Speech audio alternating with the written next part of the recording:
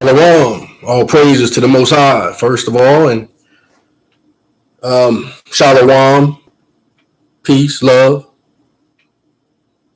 to the whole house of Israel, Yasharal, and to anybody else that can hear the Most High's voice telling you to come. Come on in. If He called you, that's between you and Him. So whoever else here, and you hear Him calling you, hey, that's the Most High's call.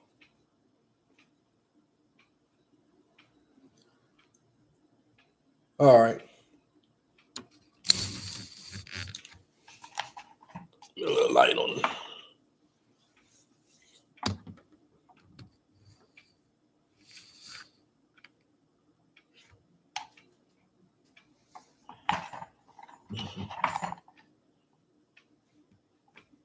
All right. So I told you that I was going to come back and read the book of Remembrance of Melchizedek, chapter 7. A few days ago, I had mentioned about the wicked grandfathers. So I told you I would read chapter 7 to you to see what that's about. So that's where we're going to go. We're going to go to chapter 7 in the book of Melchizedek, book of Remembrance of Melchizedek. It's one thing I've noticed, the chapters appear to be longer in the book of Melchizedek, book of Remembrance of Melchizedek. So we'll go ahead and try to complete that reading tonight, see what we can learn out of that chapter.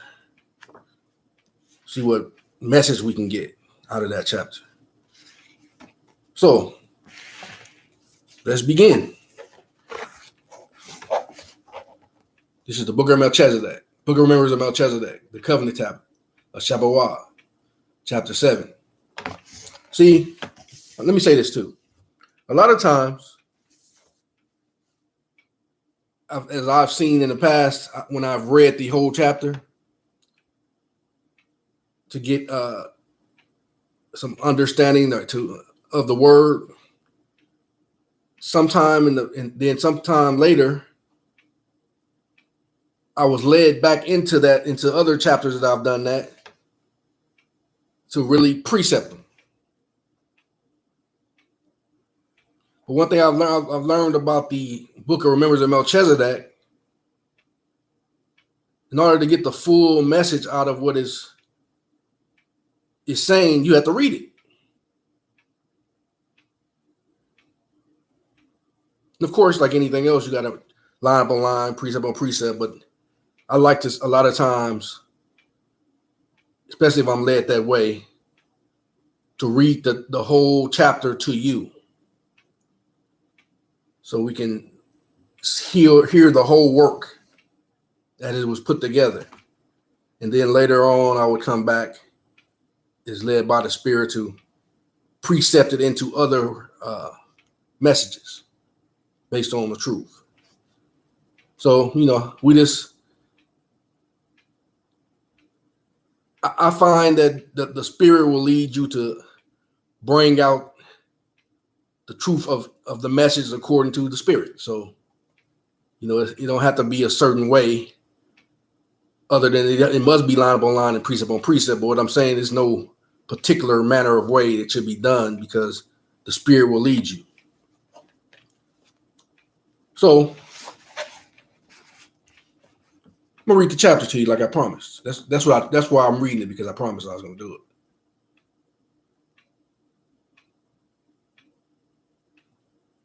Chapter 7, verse 1. And it came to pass that after these days, Enoch began to be old, and the righteous were growing in their understanding of the meaning of life. And righteousness was becoming firmly established among all of them that were seen, by both the Dakadorchai and the Ekradorchai, to be powerful in their loving kindness. And it was seemingly becoming impossible for the evil one to make inroads among them. And there was almost no contact between Maim and Tawa and Helia. after this decision. But the wicked were also getting stronger and more united in their wickedness, and repentance had no place among them. And any or all means of turning away from their evil seemed to be very distant indeed.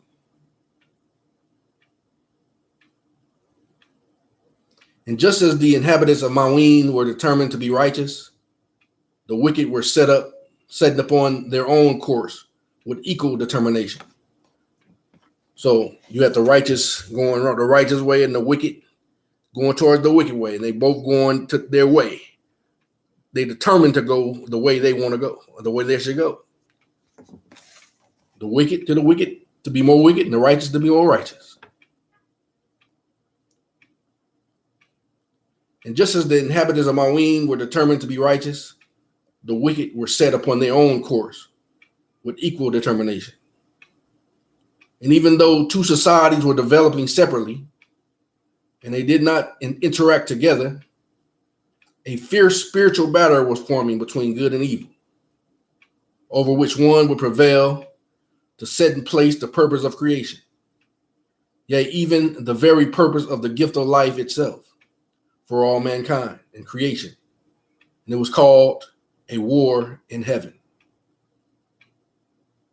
And evil was developing in such a way that it thought that it could expand without anything to hold it back or limit the extent of it.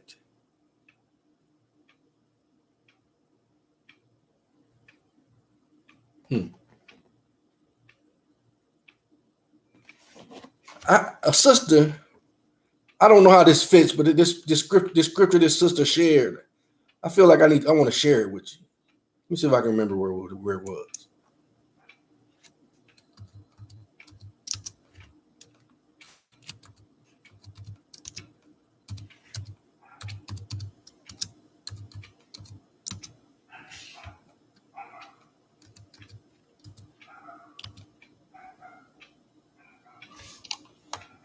See if I can find it.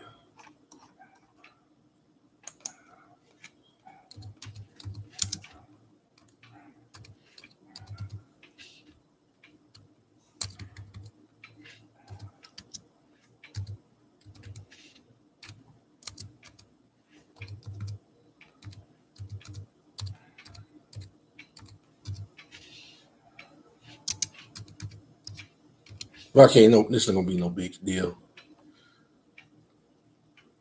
All right, let's see. That's it. I don't know. It was just on my mind. She didn't share all. She shared a portion of it, but I'm gonna share the whole thing. At least 1 to 10.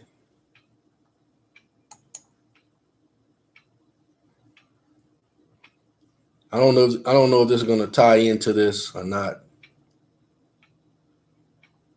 but I'm just gonna share. Ecclesiasticus 12:1 through 10. When thou would do good, know to whom thou doest it. So shalt thou be thanked for thy benefits. Do good to the godly man, and thou shalt find a recompense.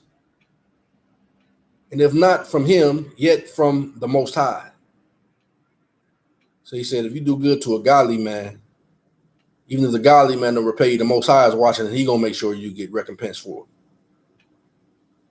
There can no good come to him that is always occupied in evil. So we just read about the two ways, one going to the righteous way and one going to the evil way, and they're determined to get there.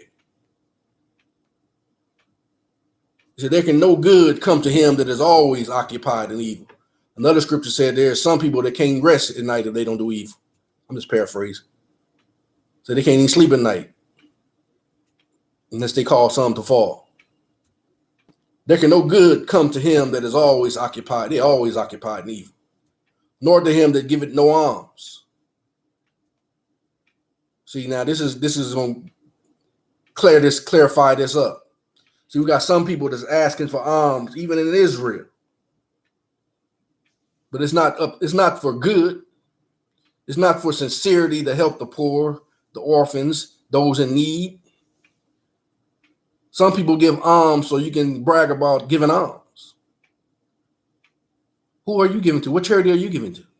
Some people create charities for the sake of creating charity so they can fool the masses into giving to their organization in the name of charity. Watch this verse. Give to the godly man and help not a sinner. That's in the Bible. That's in the Ecclesiasticus. Give to the godly man and help not a sinner. Do well unto him that is lowly, but give not to the ungodly. Hold back thy bread and give it not unto him, lest he overmaster thee thereby. For else thou shalt receive twice as much evil for all the good that thou shalt have done unto him. So you think you're doing good to these charitable organizations, and the Most High said that's going to bring a curse on you. I was reading in the sealed portion where Christ was speaking, and he told a man, because it told the whole story. He told the man, go and sin no more. That's all they had in the Bible, but in the sealed portion, it told the rest of the story. See, because the man who was restored, he went and gave glory to the church he belonged to and not glory to God, because he thought he was giving glory to God by giving honor to those men at the church house. But Christ told him, go and sin no more by giving to these evil men and this evil organization. I'm paraphrasing. Or something else worse will come upon you. That's what it says in the sealed portion.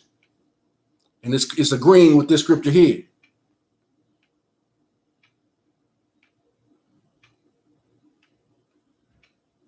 If somebody's going to buy some drugs, if somebody's going to buy things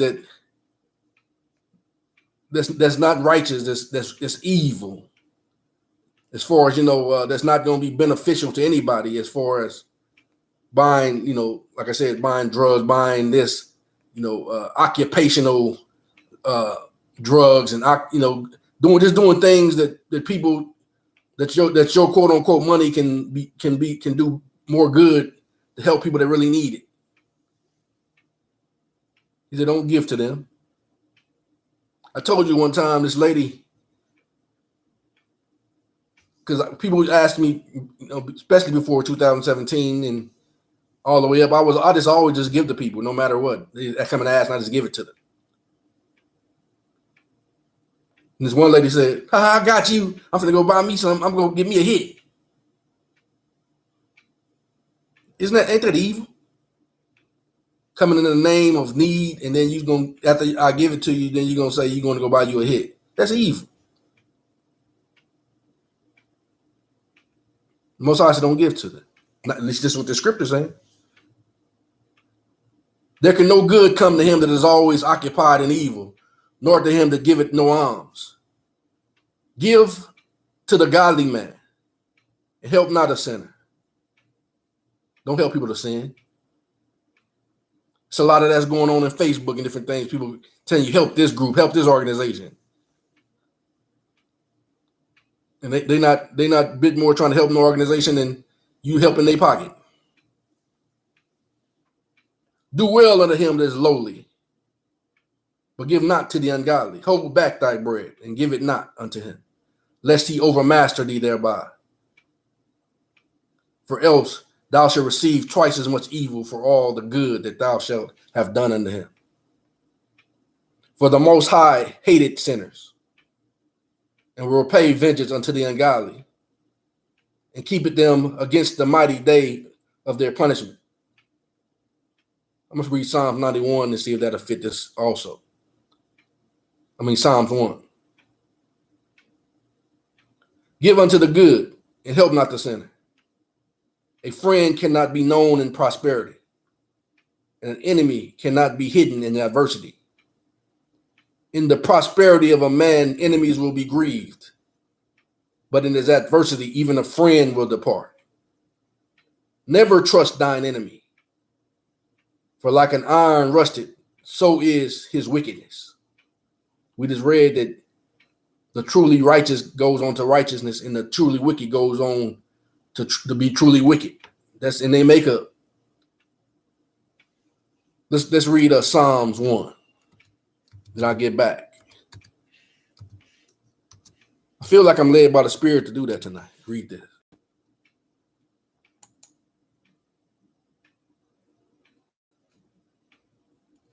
Psalms 1.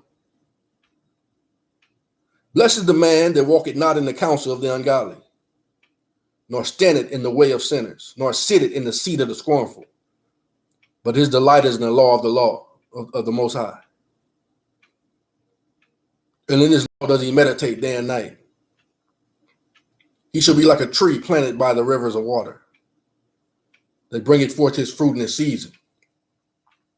His leaf also shall not wither, and whatsoever he doeth shall prosper. See, whatever you should do, it shall prosper if you give it into the good causes, the good people, the good godly people. But we just found out in other scriptures, if you give into people that are ungodly, you ain't gonna prosper. It's gonna be the opposite. You give into these churches that's not the Most High's church, you're not gonna prosper. Matter of fact, you're going to find yourself in need because you're given to ungodly men and women. You got women pastors now. The ungodly are not so, but are like the chaff which the wind driveth away. Therefore, the ungodly shall not stand in judgment, nor sinners in the congregation of the righteous. We just found out the Most High hates these people that are truly evil, truly sinners, truly ungodly, because he said they determined to go the way of wickedness.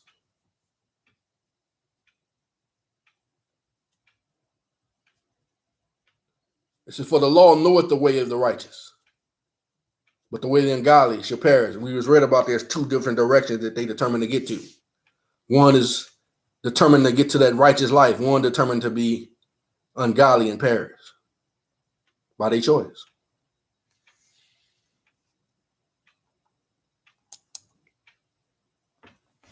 So I just felt the Spirit led me to go that direction. It might have helped somebody. I wish I'd have read it and understood it before I gave away a lot of quote unquote money to evil people, thinking that they were righteous, thinking that they needed really help, but they were really scamming me. They were really playing against my, as people say, good heart or kind heart. So I'm gonna get this sucker because he's gonna give it to me because he can't help it. He can't help himself. He want to help people, and many of you are like that too. So maybe that's why I was reading that to you tonight.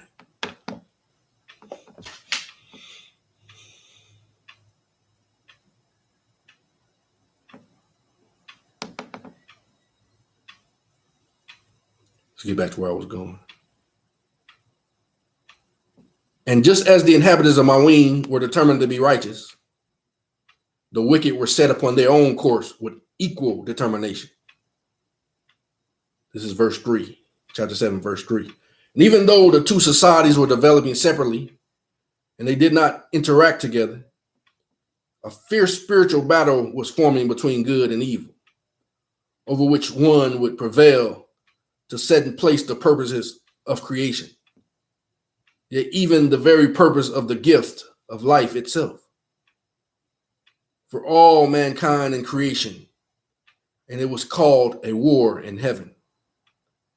And evil was developed in such a way that it thought it could expand without anything to hold it back or limit the extent of it.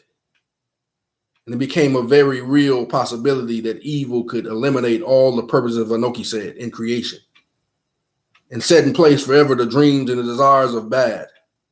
We know that bad is the devil with all his filthy hosts. And heaven watched all this quietly with sadness and alarm.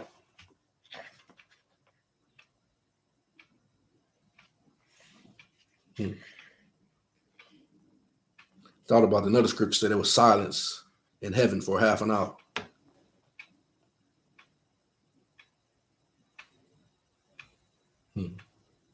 That may fit there. Just going by the Spirit.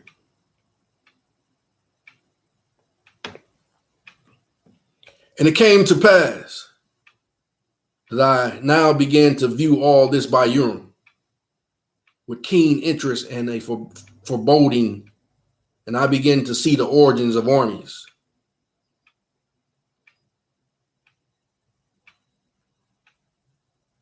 The book of Remembrance of Aki goes in depth about the war in heaven and talks about the same war that's in the earth.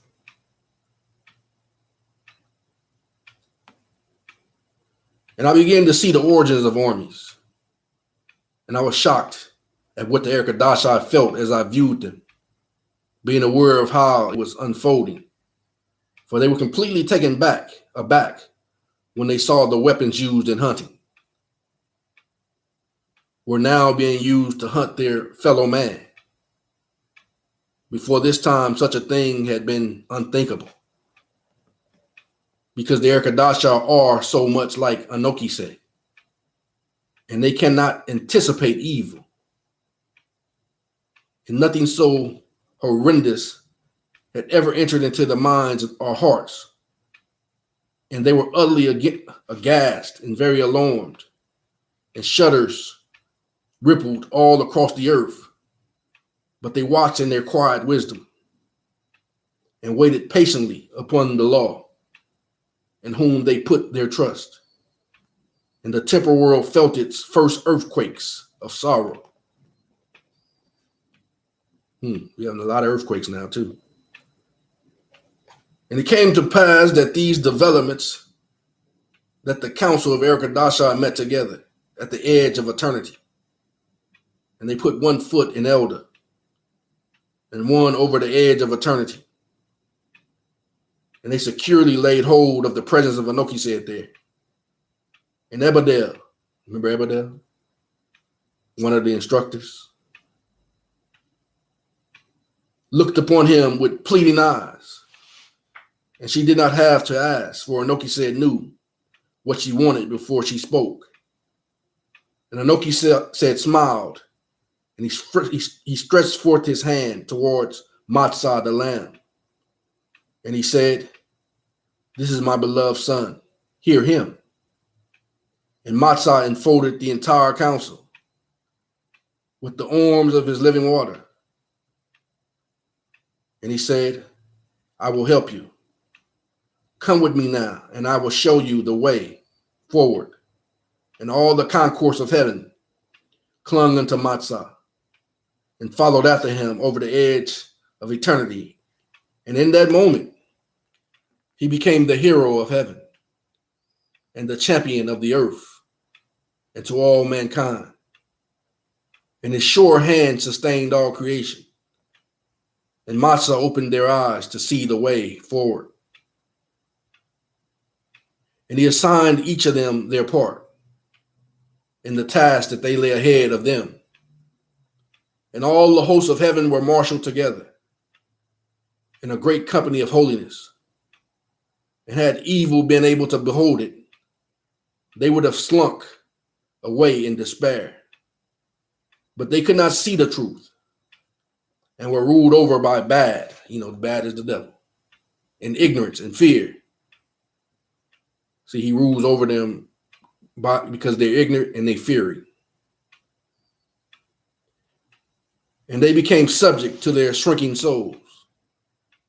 Now, while all this was transpiring in heaven, the wicked among men were moving ahead with their evil plans. And they soon discovered that the children of Mahuya were not magic. And they had been told, as they had been told. And they were distraught and were compelled to make a new plan. And it was decided that they would multiply their slaves by utilizing the spoils of war.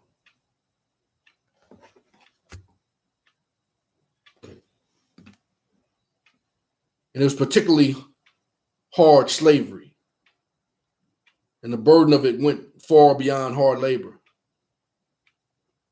and the loss of freedom, because they were enslaved by sorcerers.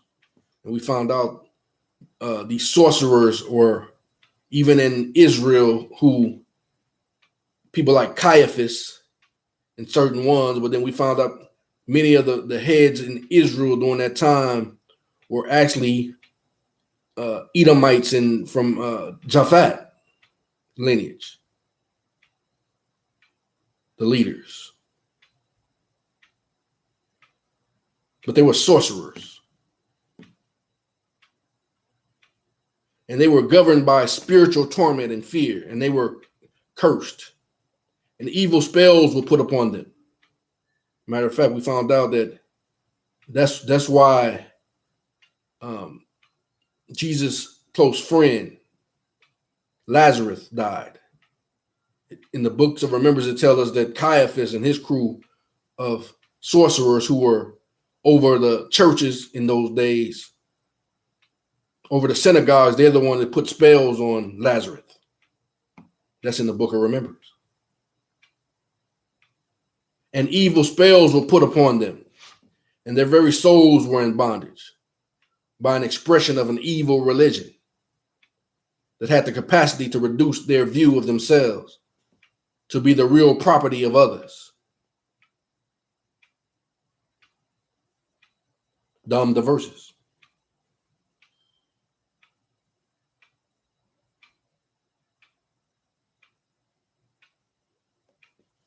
And the wicked played with their minds, so they could not even contemplate escape. And it was amazing to me to see it, because the country was open and escape would seem to have been easy, but their victims went quietly to their sufferings. And with their many slaves, the wicked could now form raiding parties and small armies who would go forth to plunder. And before this period of history, people did not have time for such activities, because they all had to be diligent and labor to live and support themselves. But with slaves, their hunters could hunt men, and the booty was promised to them. And thus, the satisfaction of possession undergirded warfare, and armies were seen upon the land. And it came to pass that Enoch beheld the coming days of armies, and he knew that bad would set his sight upon the righteous everywhere they were found to be found.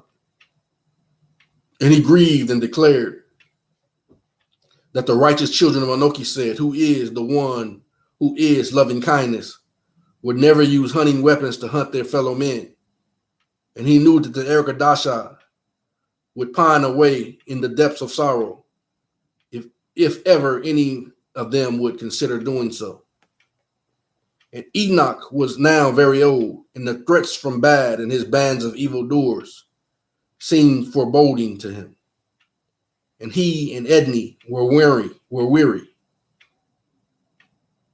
from all labors among the people of Mahuya. And he had long since ceased to be a traveler. And many of his elders had passed away to walk in Eden, and their loss continued to be heavy upon him. So it was determined by the people that Enoch and Edney would take a short journey in order to rest themselves. And some youth shouted out the way to ensure they would be safe. And that band of youth deposited supplies with food in the cavity of a rock, in a selected and secluded place, to assist them in their provision. And they departed back again, meeting Enoch and Edney on the way. And being assured of their welfare, they left for home. And Enoch and Edney led on gently. And when they came to a large clearing and found themselves out in the open, they began to hear the sounds of sorrow that seems to come from everywhere. And they were filled with alarm. And the two of them knelt to pray there in the open place. And after some moments, they could tell that it was the earth that was crying out in distress. And they felt Ebedel to be in mourning, and she was crying out for a redeemer. And this was just at the time when Ebedel had placed one foot in Elder and the other in the edge of eternity, because her feelings of dread and foreboding. And it is only time I have ever seen the Ecclesiasticus afraid. And they felt Mount Mahuya sighing in distress because of the burdens of Matzah had put upon him. And he walked with mankind. And the wind was listening with alarm. And all the Ecclesiasticus in the whole panoramic view of Mahuya to the west fixed their anxious eyes upon Matzah and Enoch and Edney in Meadow. And it came to pass that the two of them put their hands upon the earth to comfort it. And then they espied a person approaching towards them from the west. And he was moving very slowly. And they immediately saw that it was Matzah. Matzah is Christ, in case you have never heard that before, if anybody's new listening. So they sat quietly and respectfully waited for him to approach. And when he arrived and sat down, Edney held his hands in hers to comfort him, for she saw his distress and agony of soul. And I was that he was comforted. Read something to you.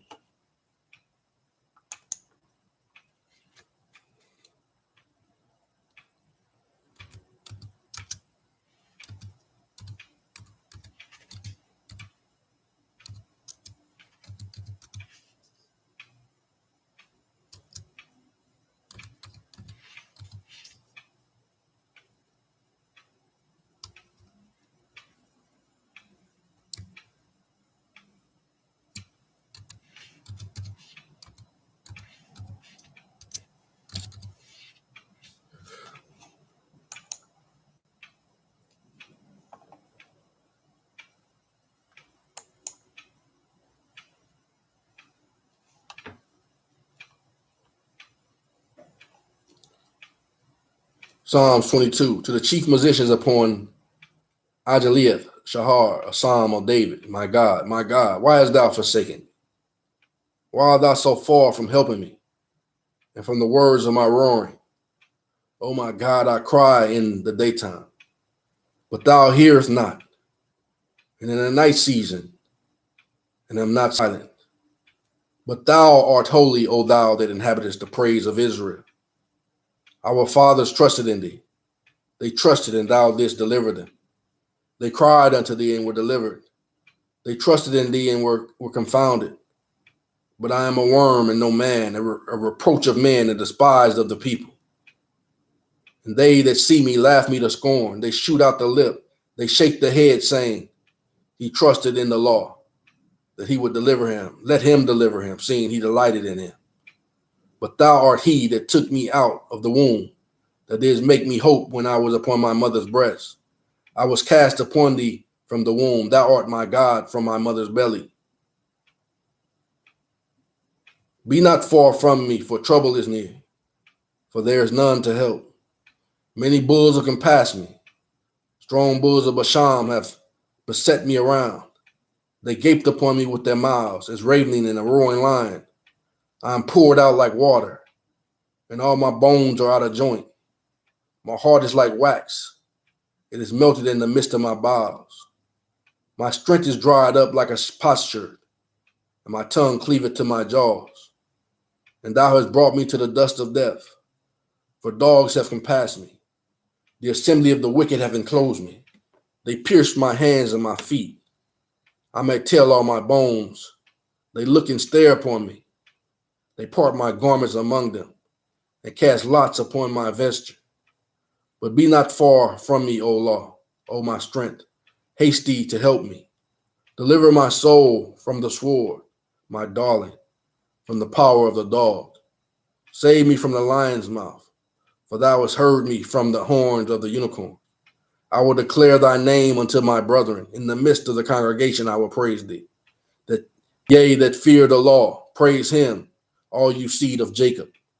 Glorify him and fear him, all you seed of Israel. For he has not despised nor abhorred the afflictions of the afflicted. Neither has he hid his face from him. But when he cried unto him, he heard. My praise shall be to thee in the great congregation. I will pay my vows before them that fear him. The meek shall eat and be satisfied. They shall praise the law that seek him. Your heart shall live forever. And in the ends of the world shall remember and turn unto the law. And all the kindreds of the nations shall worship before thee. For the kingdom is the Lord's, and he is the governor among the nations. And they that be fat upon the earth shall eat and worship. All they that go down to the dust shall bow before him, and none can keep alive his own soul. A seed shall serve him. It shall be accounted to the law for a generation. They shall come and shall declare his righteousness unto a people that shall be born, that he has done this.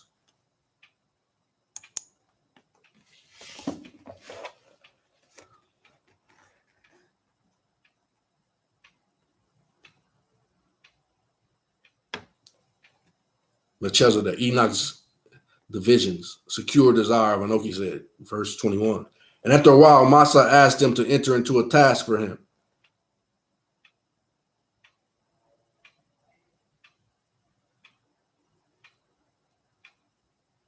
Well, let me read the top, 421. Finish, go back to that again because it connected. That's why I read what I just read. So they sat quietly and respectfully waited for him to approach. And when he arrived and he sat down, Edney held his hand in hers to comfort him, for she saw his distress and agony of soul. And I saw that he was comforted. And after a while, Matzah asked them to enter into a task for him. And he instructed them and gave them the first of the 4 instructions so that they could divide the earth. And then he accompanied them to the cave where their supplies were stored for them. And he gave them further instructions, and he departed and continued up unto the heights of Mahuya. And he could ponder alone with his father. And after that, they received instructions 2 more times from Matzah, as has been recorded in the book of Remembrance of Enoch. Instructions for dividing the earth, Boar of Enoch, chapter 14, 30 and 35, if you're interested, 36 and 43, 55 and 81, 120 through 191, up to the world, 195 through 222, and chapter 15, 61 through 96. If I read all that tonight, we wouldn't get no sleep tonight. So that's why I said, if you're interested, write those down and go check them out. In the book of remembrance of our ancient grandmothers, and also the book of remembrance of Enoch. And before my eyes came a clearer understanding than I have now, that I have known before. And I viewed these events once again. And with the Urim, I beheld the 4 mothers standing in authority. Book of Remembrance of Enoch, chapter 15, 73 through 75. To declare where on the earth and in heaven the Erkadasha and the Dekadarchar were to dwell. And they stood forth to assign them their dwelling places. And the 4 mothers assigned the Erkadasha to live in places of light and in delightful circumstances. And the Dekadarchai were assigned places to dwell in darkness and in dreadful places of fear. And the power of the righteous in service to Matzah was so strong in dividing the earth that the Decadarchi and the wicked of Tawa were obliged to gather themselves together to flee into the regions of the valley of Helia, where they were assigned by the mothers, and they felt urgent to do so. And they gathered there for 7 years before the flood burst forth upon them in that place. And I saw that all mothers in creation gathered together with the 4 mothers of Mawin in their task. And I saw the living spirits of mountains, who were the mothers of Ebedel, stood in strength with them. And the mountains were the mothers of hills, and also the mothers among trees, insects, plants, animals, and clouds stood forth with them. And evil could not resist the power of the righteous and holy mothers of Mawin. And just like a mother decides where everything goes in her home, all the holy mothers of the earth decided where each living spirit in creation was assigned to dwell. And heaven supported the mothers of Mawin. And it was glorious before my eyes. And the wicked were compelled, even against their better judgment, to gather into the darkness, only to be hidden before the face of Anoki. And many who gathered there even had to leave their slaves behind. And I saw that the winds of fear swept over the land of Tawa and Helia, and every inhabitant felt it, both the slaves and the masters of Seiko. And the wind proceeded out to blow over the aerial sea, and the sea is a mother also, for she is the mother of all the water creatures and the fish, and also to all those who use her waters. And she turned the wind with the gentle instructions of a mother, who is herself the living water. And the winds obeyed their mother, and they turned to feel confidence. And the winds of fear for Tawa became the winds of confidence for Mawin. And this is the 6th decision in the first great 70 of the Erkadashai, chose to protect the righteous and to walk in perfection away with them. And the Dekarachai chose armies and war and the feelings of despair, which led to the corruption of way. And all the wicked desperately asserted themselves to remain in supreme control, so that they all must together, and they all must come together to determine just who was the greatest of them all, and who would be the grand and high master of Seiko. And they feared that if they did not do so, all their way of life would be lost for them, and their dominance would be gone forever. And I saw that all was in chaos among those in Helia. And the Decadarchi chose despair, hatred, cold-heartedness, and cunning to use to ensure their dominance and continence of their power. And the Erkadashai chose to abide with the congregation of peace, to safeguard the equality of the love of Anoki said for all of his children. So love always could reign supreme in creation. And they chose that righteousness and salvation would prevail to overcome evil, so that the earth could be born anew with the presence of Matzah the Lamb. And after these things, I rested for a while from viewing the vision. And it came to pass that we once again came together to look with Urim, for the Spirit was using me to look and to continue to record the vision, because the law had many things yet for me to see. And when the Urim was in place, a view of the law standing before me came immediately to my eyes, and I was aghast at the sight of it. And I was very alarmed, for I saw the law standing facing me, and he was in a hard struggle with both his arms outstretched, desperately holding on to 2 things, trying to draw me together with his arms. And I could not speak for some moments. And I said, my, oh law, what are you doing? But he was not in the way to answer. So I looked, and Ebedel was at the edge of eternity. And I said to her, "What is he doing, Ebedel? What is he doing?" And she too was very distressed. And she said, "He was 1 foot in elder and 1 foot over the edge of eternity upon the waters. And with his right hand and arm, he is clinging to a Melchizedek. And with his left hand and arm, he is desperately hanging on to the temporal world." And she looked on with much agitation. And now she is going to explain more to me, and she is turning to approach me. And after a while, she grew more calm, and she gathered herself together.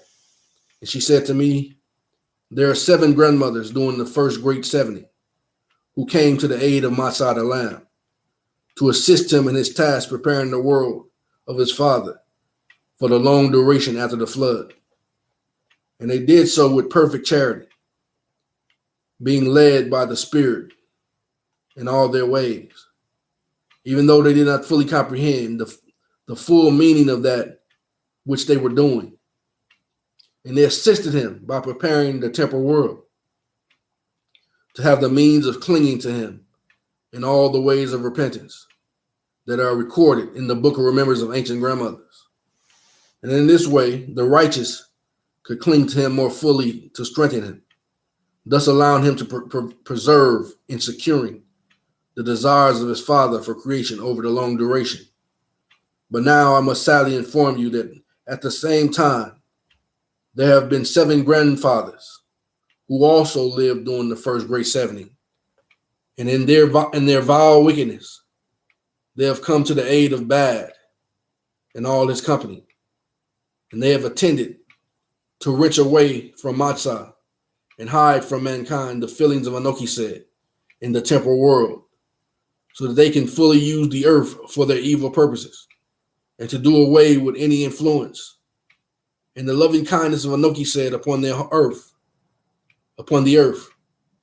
And they intend to replace mankind as the object of creation with their Dekadarchai, who are their false gods, because their gods share all their evil desires with them. These are small gods. And at this very moment, they were approaching to accomplish it. And Matzah can barely hang on. And I looked upon the law with wonder and amazement. And Ebedel was there with him. And in my heart, I said to her, "How can this be so?" And she said, "Look now with me." And she pointed towards the edge of eternity. And I turned to look.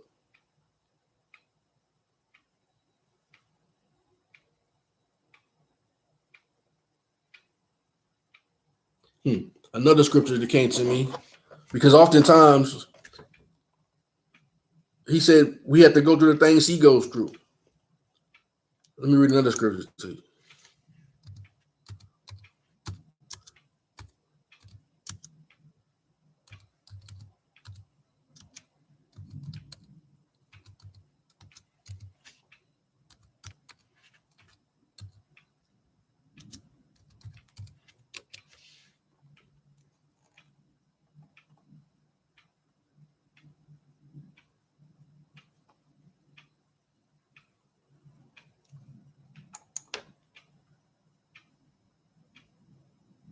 Psalm 73, 2 and 4. But as for me, my feet were almost gone. My steps had well nigh slipped. For I was envious at the foolish when I saw the prosperity of the wicked. For there are no bands in their death, but their strength is firm. I can continue to keep on going.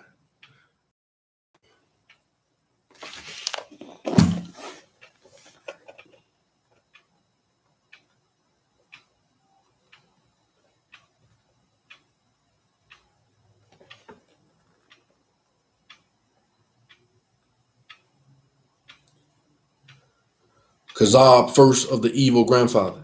Kazab, first of the evil grandfather, Melchizedek 7, verse 40. And at this very moment, they are approaching to accomplish it. And Matzah can barely hang on. And I looked upon the law with wonder and amazement. And Ebedel was there with him. And in my heart, I said to her, see, the scripture tells us as Christ was tempted at all points, just like us.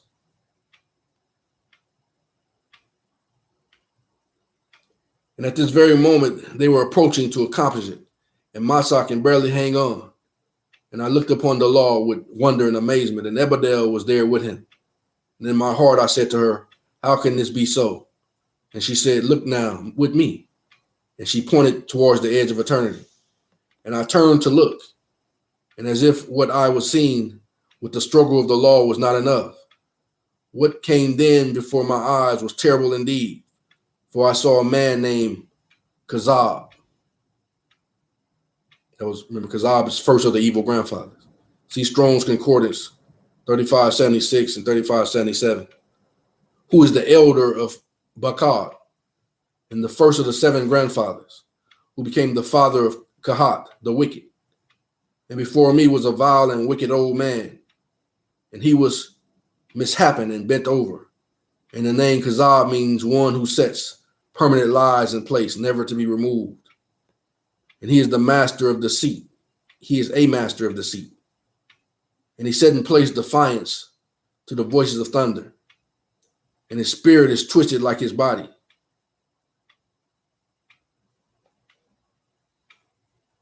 Had another thought. Let me share this with you.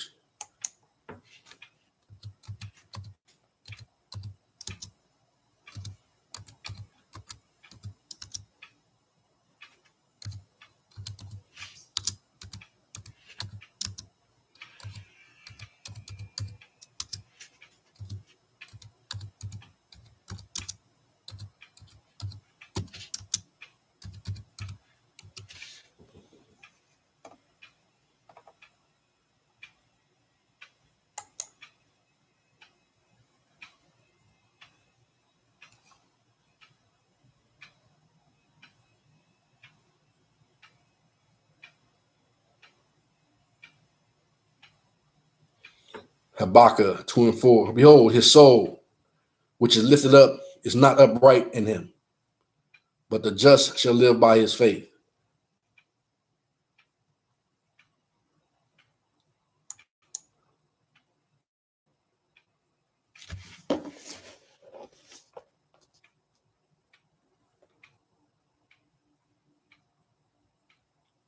And he set in place of defiance of the voices of thunder, and his spirit is twisted like his body. And I wanted to turn my eyes away looking at him, but I could not. And he has 3 names. Matzah calls him Kazab, and Erkadasha called him Melchizedek, which means my king is wickedness.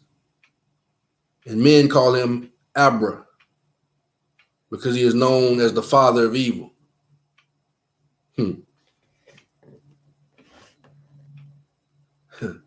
I know some Moors who call on the name of Abracadabra.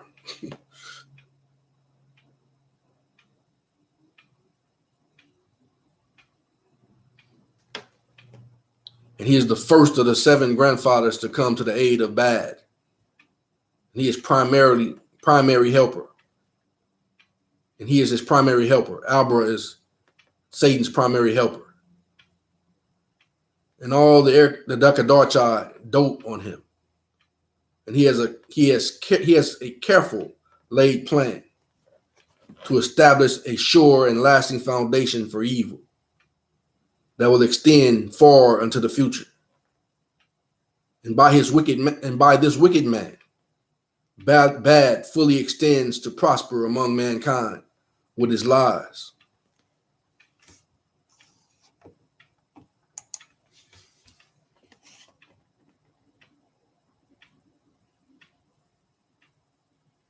Until he raises up on high in the end of days, like unto Enoch said himself. But we know that that is his wishes, that his wishes are in vain. And I saw that the great lies that Kazab is establishing are that only the pursuit, of satisfaction of possessions can bring success and true happiness and pleasure. And it's only with the accumulation of wealth that mankind can be fully fulfilled in their lives and be seen by others to be honored. This is the lie that Kazab established. And I saw the great lies that Kazab is establishing, are that only the pursuit of satisfaction and possessions can bring success and true happiness and pleasure. And it's only with the accumulation of wealth and that mankind can be fulfilled in their lives and be seen by others to be honored. And I saw this evil was hiding the underlying intentions of bad. And that was for these lies to result in the few to control the many, with kings and rulers, all during the course of the earth. And in this way, the satisfaction of domination would be assured for them by Kazab. And thus nations and governments were born. And bad relished in its prospects for dominance. And I see Kazab with an evil fire that has many colored flames. And he is using the element of wickedness over and over, attempting to establish his evil. And my soul shuddered at the sight. And he is deep in the recesses of a cave. And his vile chanting echoes in the earth and bringing dread to the soul of it. See, the earth has a soul. And to the spirits of life in their Kadasha. And the sounds of death came into their fullness. Somehow I wonder. This is verse 47. Chapter 7, verse 47. Somehow I wondered if I would ever see such a man before the flood. For my instincts told me that somewhere during this time, one like him had to exist upon the earth. And I could see that the effect of the city of Enoch, son of Kena, would slowly draw the people into becoming dependent upon him. See, this is not that Enoch. Remember, there's two Enochs.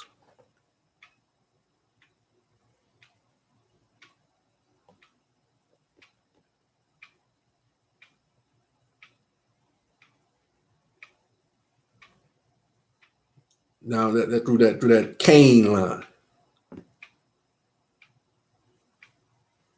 And Enoch told them that he would take care of them, and he would gather stout men to protect them. In return, they must submit to him and give him all his required needs from out of their possessions and harvests, and also do him great and high honor. And by Enoch, the second grandfather, declared that all the land, this is not the righteous Enoch. This is the one that came out the line of Cain. And by Enoch, the second grandfather, declared that all the land around about was his and belonged to him. And they would plant and gather for him, and he would give them their needs. And for the first time upon the earth, one person began to work for another person so they can receive their wages of provision. And the sorrowful eyes of Enoch said, begin to see the poor upon the earth. And those who displeased Enoch received less than their neighbors. And Enoch gained the satisfaction of dominance when the people became urgent to please him. And he relished the title of chief, what would later become called a nation. 51. And I saw that Enoch began to collect people to his city who were destitute or abandoned by others, and dependence and oppression grew, insomuch that he had to gain the assistance of those who pleased him the most, so he can control the people and find time of leisure for himself.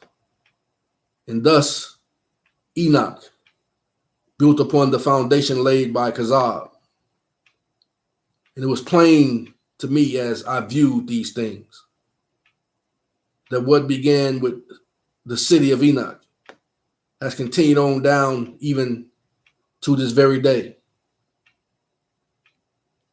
And Bad was able to see his kingdom expanded with a sure foothold. And his host in hell rejoiced with him. And the sounds of death resounded in Hela and Tal. And I saw that his son Irad, the third of the 7 grandfathers, was the principal one to rule with him over the people. And in order to expand their ability to protect and dominate the people, Irad established and defined slavery. And for the first time upon the earth, Anoki said had his burden of grief include that the lives of men could be seen to have so little value. And the children of Anoki said who were slaves were said to belong to someone else. And in this way, they forcibly took his children away from him. And tears fell in heaven at the edge of eternity. And Matzah hung on for dear life in the face of slavery. And for the first time, the abundant rain upon the earth was the morning tears of Anoki said. The morning tears of Anoki said. And the denial of the value of human life burst forth like a wave of filthy water. And all the Ekerdashai wept also at their loss and their lofty expectations for the fulfillment of the vision of the souls of men, who are the objects of creation.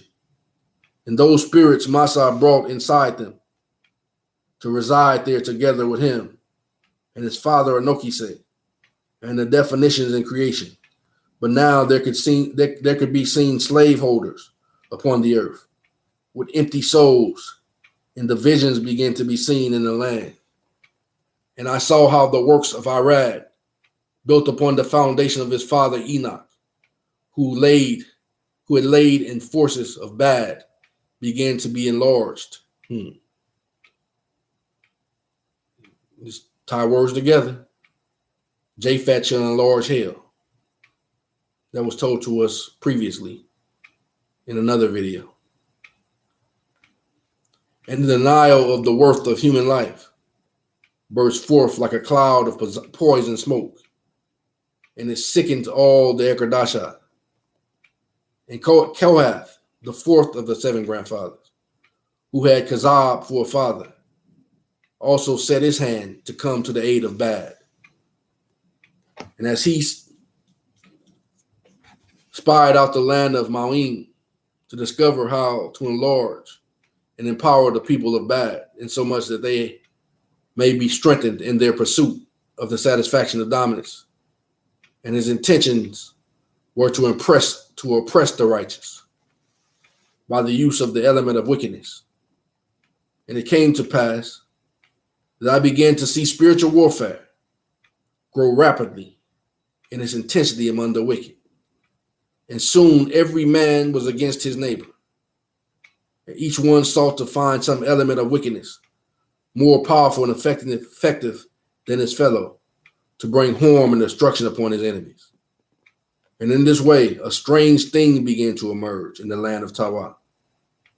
And it was the secrecy became essential for their survival in darkness was seen to be valuable. And the companion of the occultists, and all became chaos among the wicked. And there were cries in the night and secret burials to hide the success of their enemies from them. And I saw the fear and dread burst forth to cover the land, and the wicked clung to their weapons and to their element of wickedness. And Kohath built upon the foundation of Arad, and the Ekerdashai named him Kohath the Wicked, which is said Kohathala.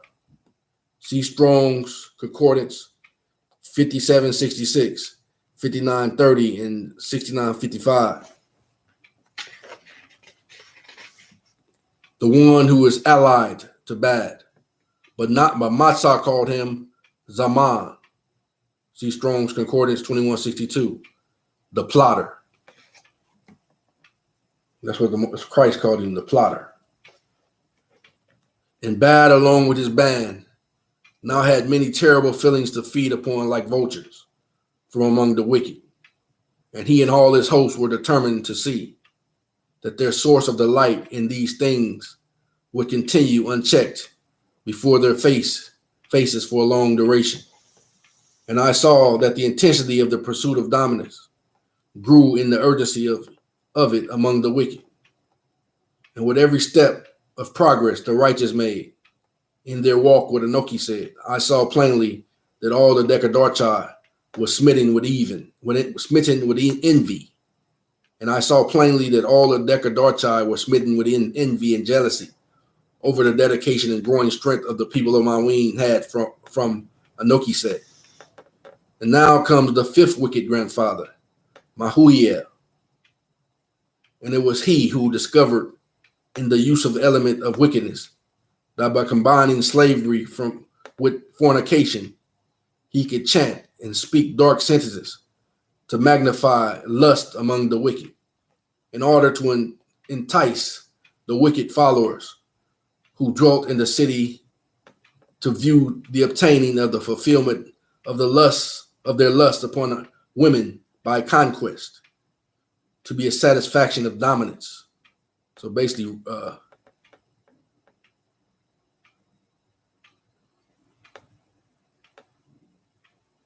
could throw rape in that. And the fornications became an integral part of their acts in darkness.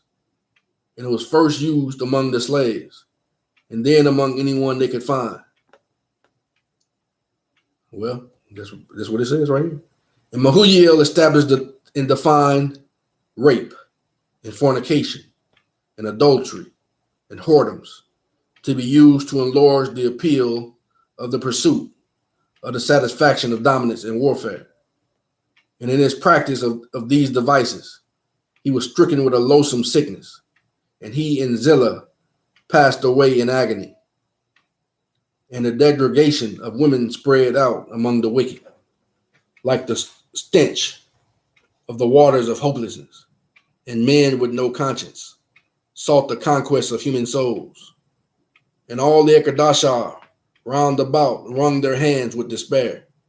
And soft sounds and sobbing in the night could be heard from the trees, both in heaven and up on the earth. And as if all this was not evil enough, the son of Kohath, named Gad, had a son named Gadad. See Strong's Concordance 1413 and 1464, who was the sixth of the seven grandfathers. And he established armies and defined the racial supremacy. That's where racism came from. He defined it. And he built upon the foundation of slavery. And every man of war was as though he was a slave to violence.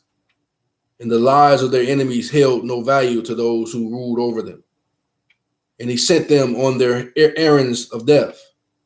And they were unruly and savage ones towards the other, with no discipline or no consideration for one another, or those who they considered to be inferior. And pride and boasting began to bring a loathsome new sound of death into the ears of the grieving Ergadasha. And Gadad conditioned the men to be unfeeling towards their enemies. And he promised them the spoils of war, and their hearts were cold and empty. And it came to pass that Gadad discovered that he had to teach the men of war to have consideration for one another while in the midst of conflict, so there could be stability among them. And Bad saw that he and his hosts now had the assurance of dominance, so that all desire to feed on would remain before his face. For that all he desired to feed on will remain before his face for a long duration upon the earth.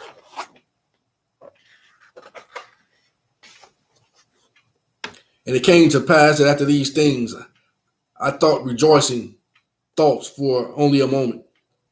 And again, my spirit was buffeted with the excesses of both deep despair and the exhilaration of praisings. And I tried to settle my mind when I saw that Ebedel, who came for me, was in fact the rock with the cavity in it, where Enoch and Edney spent the night. When Enoch received his second instruction from the law. And at that moment, everything changed again. And I began to see another cave in a day long before the time of the dividing of the earth in Enoch. And the seventh from Yasakar was entering into the cave. See, this is the good Enoch. And I could tell I had seen this scene before.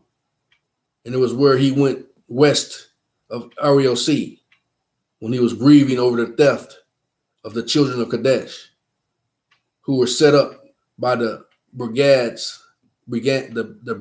of Tawa as they migrated into Mahuya, down from the places of the east. And Enoch went into the cave to rest, to ponder upon what must be done to protect the tender people of Kadesh. And as he sat down to begin to hear voices from deep inside the cave, the rocks of Ebedel listened with him. And he heard the voice of a man who we know now as Kazab, who the Most High called Abra. And he was gathered there with his fellows. And Enoch heard vile rejoicings and laughter over the celebration of the capture of the children of Kadesh. Or you might as well say the children of Israel, the righteous. And I am able to see far back into the cave where Enoch is looking. And in the flickering light of a strange fire, I see the terrible figure of Kazab. And he is informing his fellows that his army is now trained and poised to sweep into Mahuya to subjugate the people. And their hunting weapons are at the ready. And they are waiting in a valley to the northwest of Ariel Sea to receive their instructions. And if they can get along together and are willing to take instructions from one another, then they may succeed. And Enoch is listening carefully to their plans, and he is very distraught. And it came to pass that I see him again high upon the mountain, and he looks very prepared and determined for what he is about to do. And I cannot tell if its time has passed or not, but now he has his staff, and preparations are made as he assembles wood before an altar, and by how he carries himself. He looks very confident in the task at hand. He is praying prayers of protection for his people. And I see that he has a sacred fire upon his altar. And he is sending his prayers to Melchizedek with the smoke from the altar. And I see he is fanning the smoke upward, using some kind of branch that has small leaves. And all the Erekadashal are attentive, and they hang on his every word. And in the heat of the day, the spring of the law urges Enoch to hurry down from the mountain. And Enoch departs with haste. And by the time he arrives in the foothills, the mountains give a huge heaving shake, and there's a great earthquake. And the dust arrives up into the high places, and a large cloud before the face of the army of Kazab. And I did not see it, but I know that Kazab and all his fellows are buried in the cave, so that their bones will never be seen again during the course of the earth, and no one will ever have to think of them again.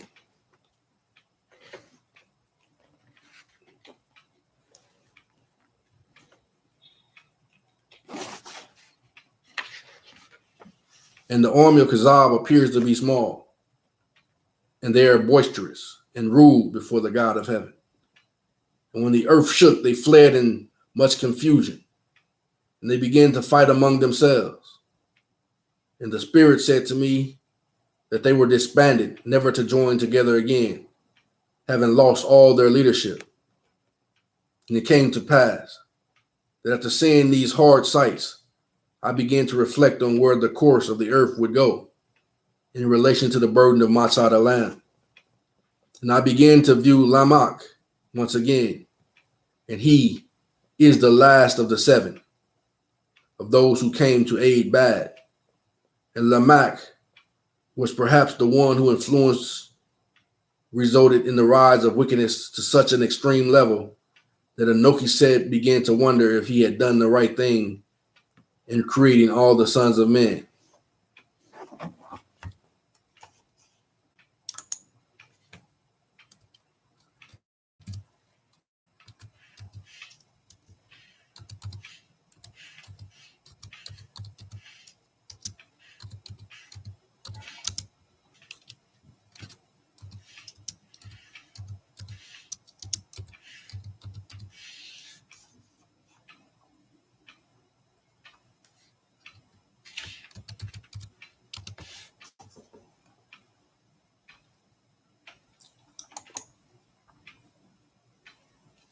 Genesis 6:6-8. And it repented the law that he had made man on the earth, and it grieved him at his heart. And the law said, I destroy man whom I have created from the face of the earth, both man and beast and the creeping things, and the fowls of the air, for it repented me that I have made them. But Noah found grace in the eyes of the law.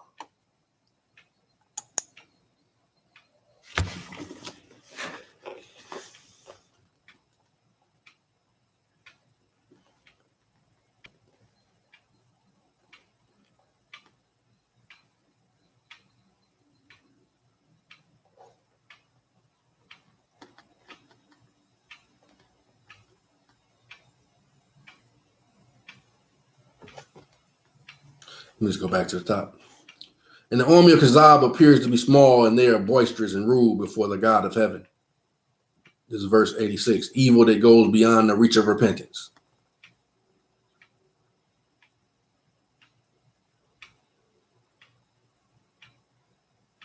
And when the earth shook, they fled in such confusion that they began to fight among themselves.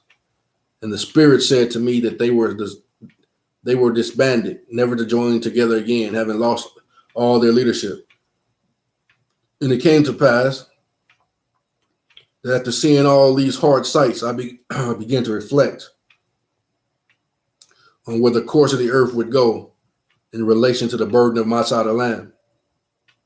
And I began to view Lamech once again, and he is the last of the seven of those who came to the aid of bad. And Lamech was perhaps the one whose influence resulted in the rise of wickedness to such an extreme level that Enoch began to wonder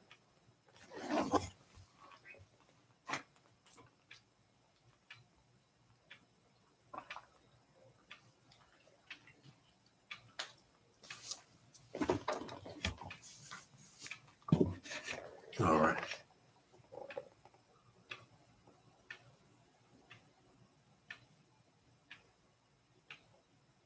And I began to view Lamech once again, and he is the last of the seven of those who came to aid and up to the aid of bad.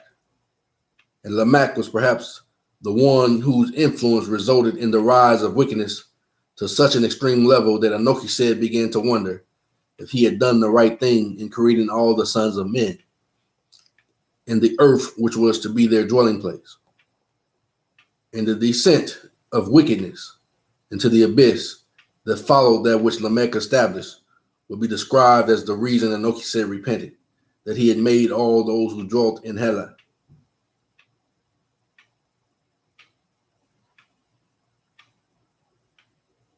For they came to be in a condition that they were beyond repentance.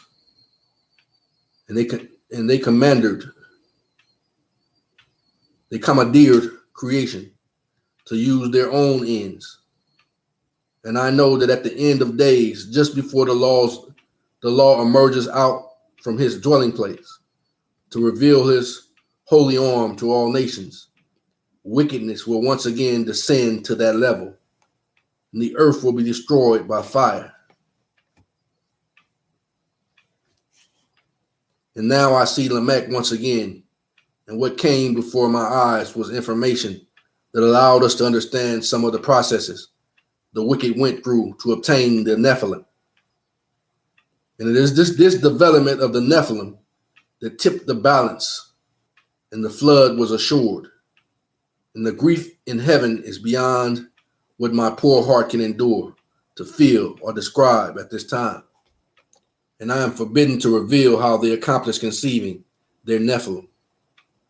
Now Lamech stumbled upon the way that the Decadorchi could conceive children among the women of the earth who were subject to the wicked, and bad learns from him. So the devil learned from Lamech, and bad learned from him.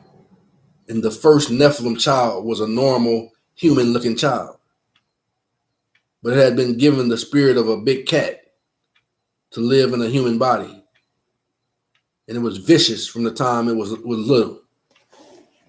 Another scripture came to mind.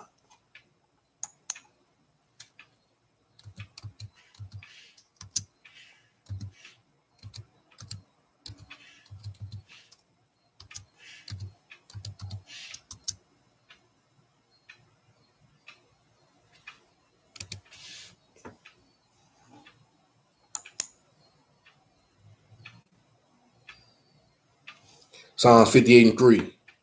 The wicked are estranged from the womb. They go astray as soon as they be born, speaking lies.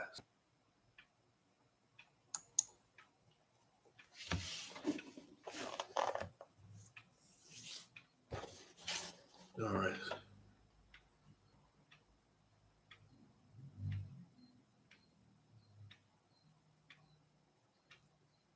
But it had been given the spirit of a big cat to live in a human body, and it was vicious from the time it was little, and it could not be controlled starting at a very early age.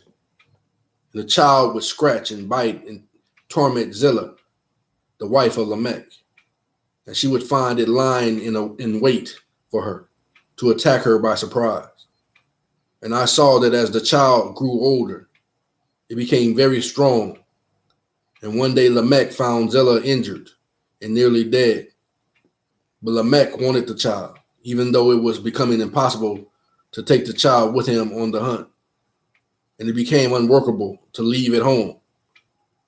The Nephilim child was very demanding upon them for provisions.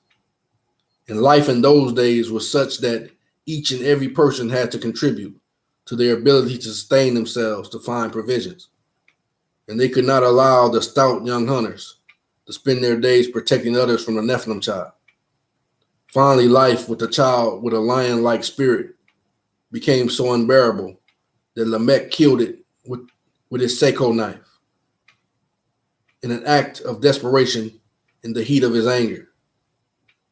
And that turn of events brought about entirely unexpected conditions for Lamech and Zillah. For word was spread abroad that Lamech had such a child. And everyone was afraid to come near their encampment to attack him, for fear of being attacked themselves by what was commonly thought to be a supernatural monster. And Lamech tried to hide that he had slain the child, because it had the effect of protecting his camp. And the news of the death of his Nephilim opened him up to attack from his fellows, who were envious of him for his knife. And all the others who vied to become a master of Seiko wanted desperately to know how to conceive their own Nephilim children. And the wicked began to hunt Lamech in order to take his life, because they did not want him to replace Kazab, for there were others who wanted the honor of position of dominance held by Kazab, but Lamech had the knife. And the very knife that had been used to murder his child, and it became necessary for Lamech to abandon Zillah, only become a fugitive and to flee for his life. Mahuya took Zillah, and he learned from her how a Nephilim child might be conceived. And in this way, Mahuya became the real force before he died. That allowed the rise of the use of Nephilim, and was the primary one responsible for the Nephilim wars. So then you know that this is going to be part of what's going on in our time, because the seventh seal is open. Nephilim children. And it came to pass that the news spread among the wicked concerning how to conceive such a child. And one who was prominent among them did so, and his name was Zeb. See Strong's Concordance 2062. And Zeb conceived a Nephilim child with the wife of a defeated enemy, just for the purpose of tracking down Lamech. For most of all, they wanted his knife. And this Nephilim was a child that had the spirit of a wolf. And its spirit was such that it would lay claim to the possessions of others, and it marked its territory. And it came to pass that it began to lay claim to the possessions of others within their settlement. And such behavior was very troubling to those who earnestly sought after the satisfaction of possessions. And this Nephilim also could not be controlled, and it went awry. And it laid claim to the possessions of Zeb, and would not allow him or his family in their dwelling place. And it ate all their food put for the winter. And the people were compelled to abandon their encampment. And it was so fast and fierce that it could not be driven away. And the inhabitants of Tawa began to move away before it, leaving it no provisions. And the Nephilim was about 16 years old, and it roamed around Tawa until it died of starvation. And I saw the conception of Nephilim became more and more deliberate, and plans were laid, and provisions were made. So the spirit of Nephilim creatures were carefully selected to suit a definite purpose. And the wicked learned their lesson from those who had gone before them. And it came to pass that the accumulation of wealth and satisfaction of possessions became the presiding spirit of Tawa in Hela. And it was all the people sought after. And at this time, a knowledge of life after death was becoming whispered and well accepted. And it was determined that they needed a Nephilim that could assure them that they would continue to have their desires of dominance and their converted possessions in the next life. And they intended to assure themselves that this could be accomplished, and they could not tell that they were being deceived by bad, because the foundations of Kazab seemed so firmly laid. And some were familiar with the activities of falcons, and they were aware when they would lay hold of their prey and carry it away to a place they desired for it. And it was decided they would conceive a Nephilim who had the spirit of a falcon. When someone died, it would take upon their spirit and carry it into the next life and deposit it in a place where their possession and dominance could follow with them. And we know such a belief was vain and false. And they began to train up their Nephilim to be tamed. And they were brought into play, and preparing the dead for burial. And in this conspiring way, those who sought for such an afterlife laid by wealth to be given to the owner of this Nephilim upon their death. And the masters of this Nephilim became very wealthy and had an abundance of possessions and much sway over the people.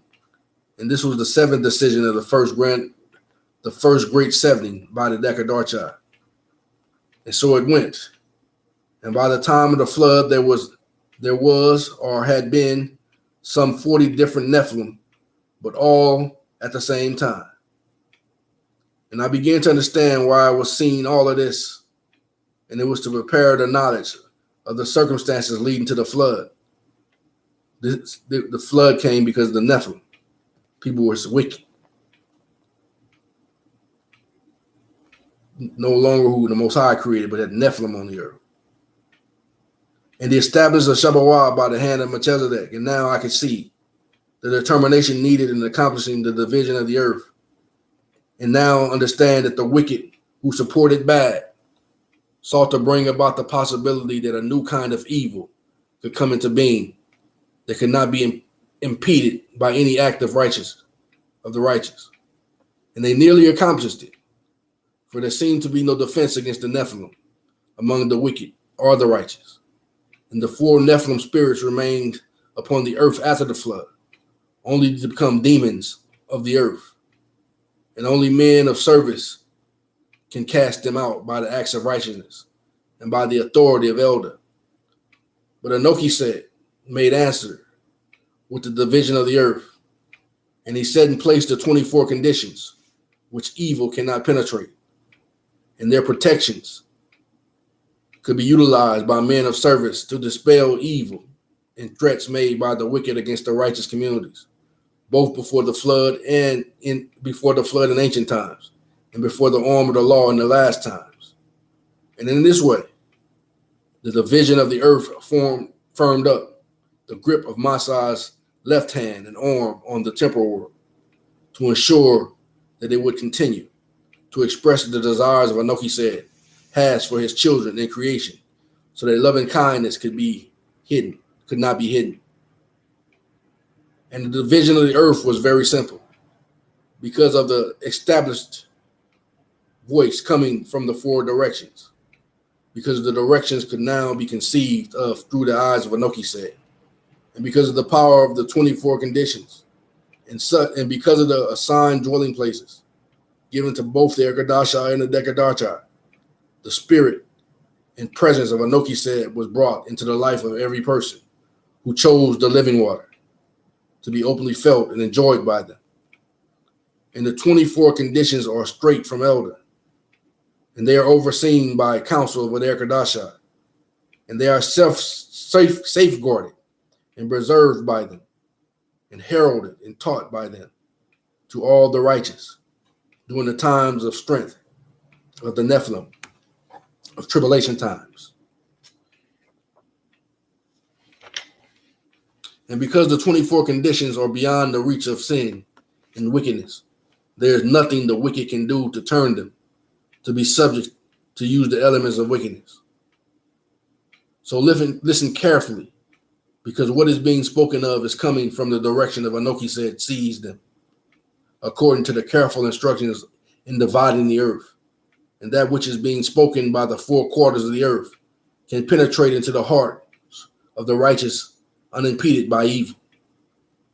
And because the four directions constitute the whole in this way, there is no room left for the voices of evil to come from the direction. And the voices of evil are thus destined to be erratic and fragmented, and they dissipate easily, having no foundation in the truth of Enoch said, when their deceptions are exposed to the light of the law. And in this way, the division of the earth permanently established Enoch said to be shown to be in the midst of all things, and the availability of him in the hearts of the righteous. And the 24 conditions are close friends with the Ecclesiasticus.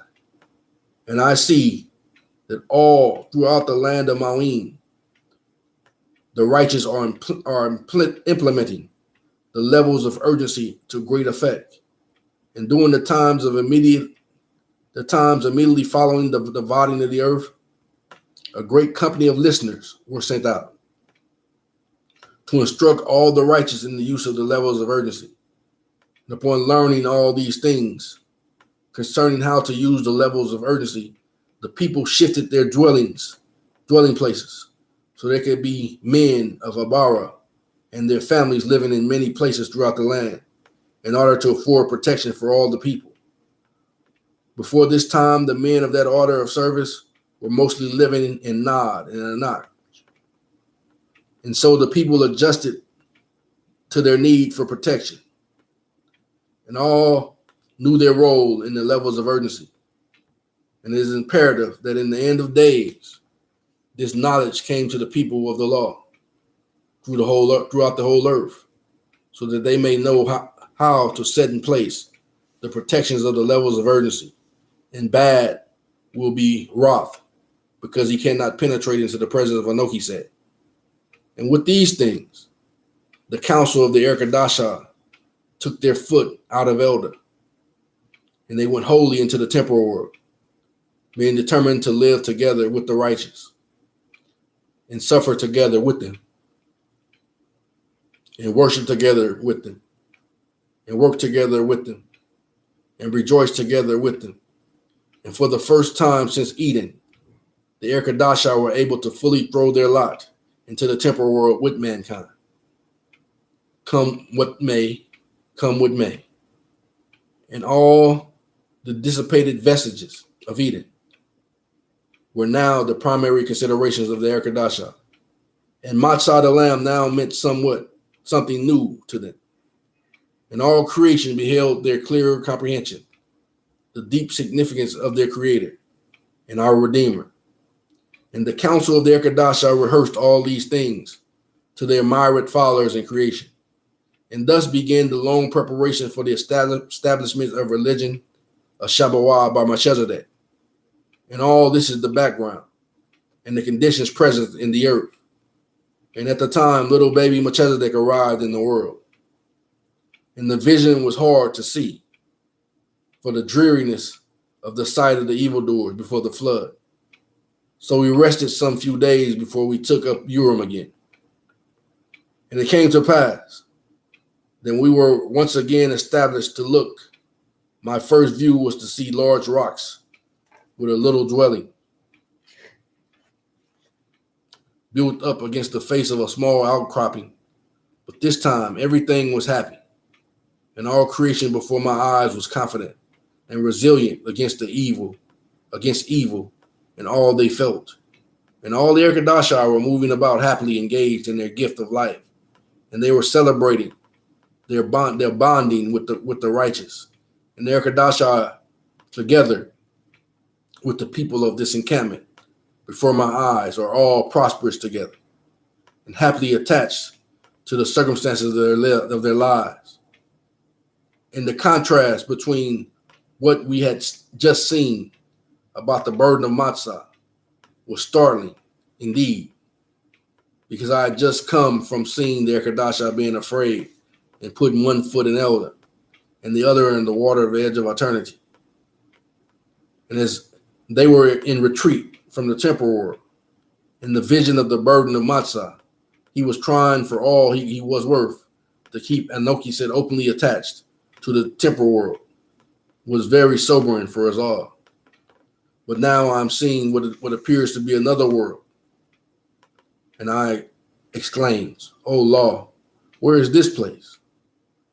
How came this delightful change in creation that happiness abounds?"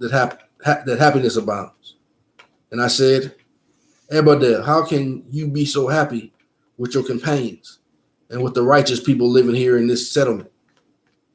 And I can see that she is delighted to hover over the dwelling made up against the rocks of the cliff, as though it is her treasure. She answered and said, "This is the encampment of Rak and Bayat, who are the parents of Imzara, who is the mother of Melchizedek. And the spirit of Ebadel came close to me, and I know she is going to instruct me." And she said, "You have seen creation through the eyes of the brother of Jared, and you have seen creation through the eyes of Enoch, and now you have seen creation through our eyes, and we are called the angels of heaven. Now I will show you what we have gone through in our transition from elder into the temporal world, and indeed that even the Dekardarchai have experienced during this time when they also entered creation in Eden, only to move out into the temporal world. And Anoki said, desires that I instruct you in all these matters, so that the righteous can know how to rightly divide the powers upon the earth that affect their lives in the end of days. These are the powers, huh? It's fighting not against, but the powers and principalities and wickedness in high places. Coming to Dekardarchai. They're behind all the wickedness that's going on. Not the righteous, Erkaddarchai, but the Dekardarchai. But they're all in the earth. And Anoki said, desires that I instruct you in all these matters, so the righteous can know how to rightly divide the powers upon the earth that affect their lives in the end of days. From the moment Anoki said declared that he wanted eternity to have an edge or a boundary. The first decree of creation came fully into effect. And from that moment of beginning, Melchizedek found his fatherhood. And the council of the Ecclesiasticus saw and felt that the changes that came over him, seeing that the one who knows all things could now ask questions and can seek the advice of others, were indeed generating a force that would become a man before him, who we call his son. 132. And Enoch said, found his fatherhood there at the edge of eternity. And we, Erkadasha, had never thought of him as father before. And so he, as a father, created all the spirits of life in creation that would ever live upon the earth and in heaven. And each and every spirit of life, whether it be a man or a tree or a cloud or a mountain. Going to another scripture.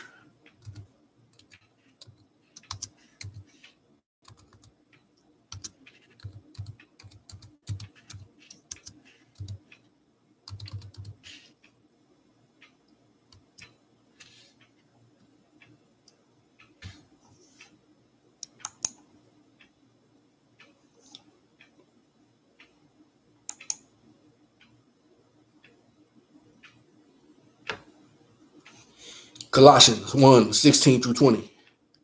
For by him were all things created that are in heaven and that are in earth, visible and invisible, whether there be thrones or dominions or principalities or powers.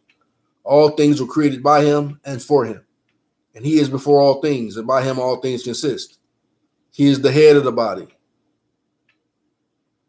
the church. Now we have clarification about his church versus the churches of the world. There's only two churches. He is the head of the body, the church, who is the beginning, the firstborn from the dead, that in all things he might have the preeminence. For it pleased the Father that in him should all fullness dwell, and having made peace through the blood of his cross, by him to reconcile all things unto himself. By him, I say, whether they be things in earth or things in heaven.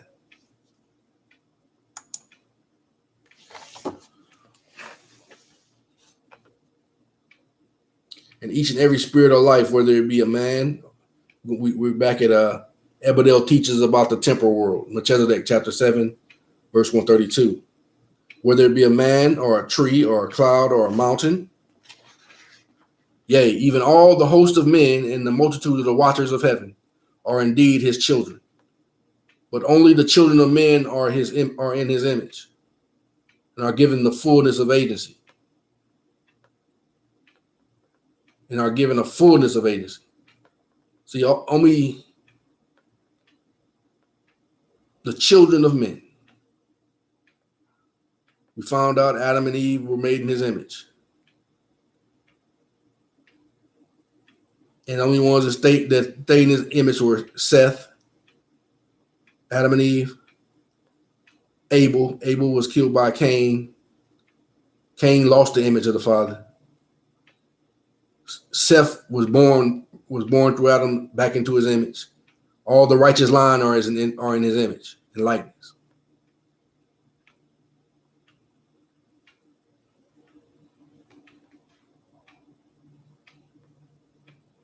And the angels are declaring right here that they don't have full free agency. Read it again. That even all the hosts of men and the multitude of watchers of heaven are indeed his children. But only the children of men are in his image and are given a fullness of agency. Only us that are in his image have the fullness of agency.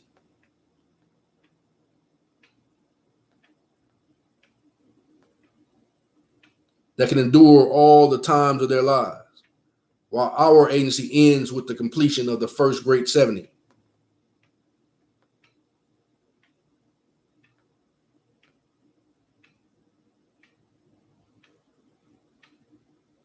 The intervention of agency by the man that he became as the man Matzah the Lamb has given him the identity of a father. All right, let's go to another scripture.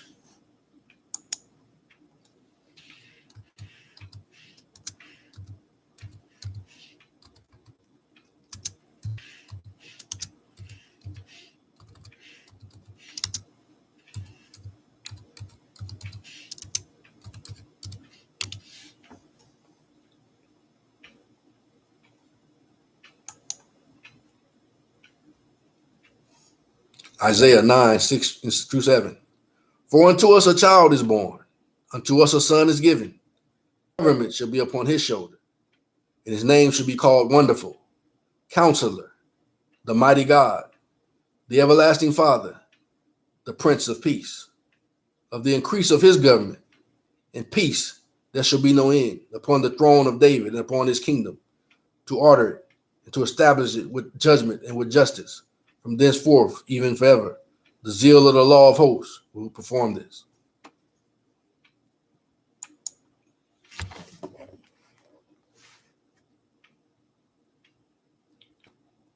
Anoki said fatherhood unmovable. Verse 133. And the intervention of agency by the man that he became, as the man Matzah the Lamb has given him the identity of father.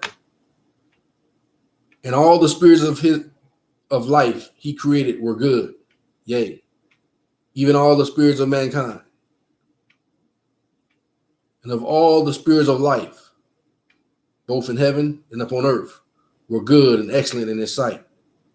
And this was before 1/3 of the watchers in heaven fell away. And the spirit of Anoki said was there in all that existed, and it was good. And his presence was come to reside there, because his son put him there, to be immovable in each living thing. But his presence there could be denied by the use of agency, and it could be hidden, but it could not be removed by those that fell away. And Anoki said, joyed in his rich companionship with all his children, and those who were in his image were the object of creation, and who all the other spirits of life were created for. And the spirits of life in creation were to be their home and rich fellowship, to hold them and sustain them in all things with love. And Matzah, the living water, who goes out with us to bless us with the fullness of the gift of life, by way of his marvelous grace and forgiveness, created all the forms of element had taken, for all those spirits to live in the perfect purity and holiness. And he and our parents entered into creation. And he and our first parents entered into creation. And he does with all of you in your vision, as he does with all of you in your visions. And Eden was complete in utter perfection, with both man and Matzah, together with Anoki said, living together in every entity in creation. And Eden became complete with the marriage of our first parents, and even the birth of their child Kenna and Eden. Still no sin or evil were to be seen before the faces of Anoki said in Eden. And everything in this vast realm of perfection was where it belonged, and doing what it was created to do. Yea, all the rocks of the river of Simcoe were where our Creator put them, and they were only his feelings, and busy loving with his love, and seeing his eye with his eyes as his eyes at all they surveyed, and seeing with his eyes all they surveyed. And they were all utterly pure in all their relationship with the water, the hills, the fish, and all those who drank from the water or who drank depending on it for their gift of life. And everyone was happy and content. And likewise, all of Eden. Bad feels insecure in purity of Eden. Melchizedek chapter 7, verse 141. But bad, the devil, who calls himself Mahuya, was not happy nor content, and he was not where Matzah put him, because he was the son of a comet, and he felt feelings that were alien to loving kindness, Anoki said. And after he entered Eden, he was very alone and isolated.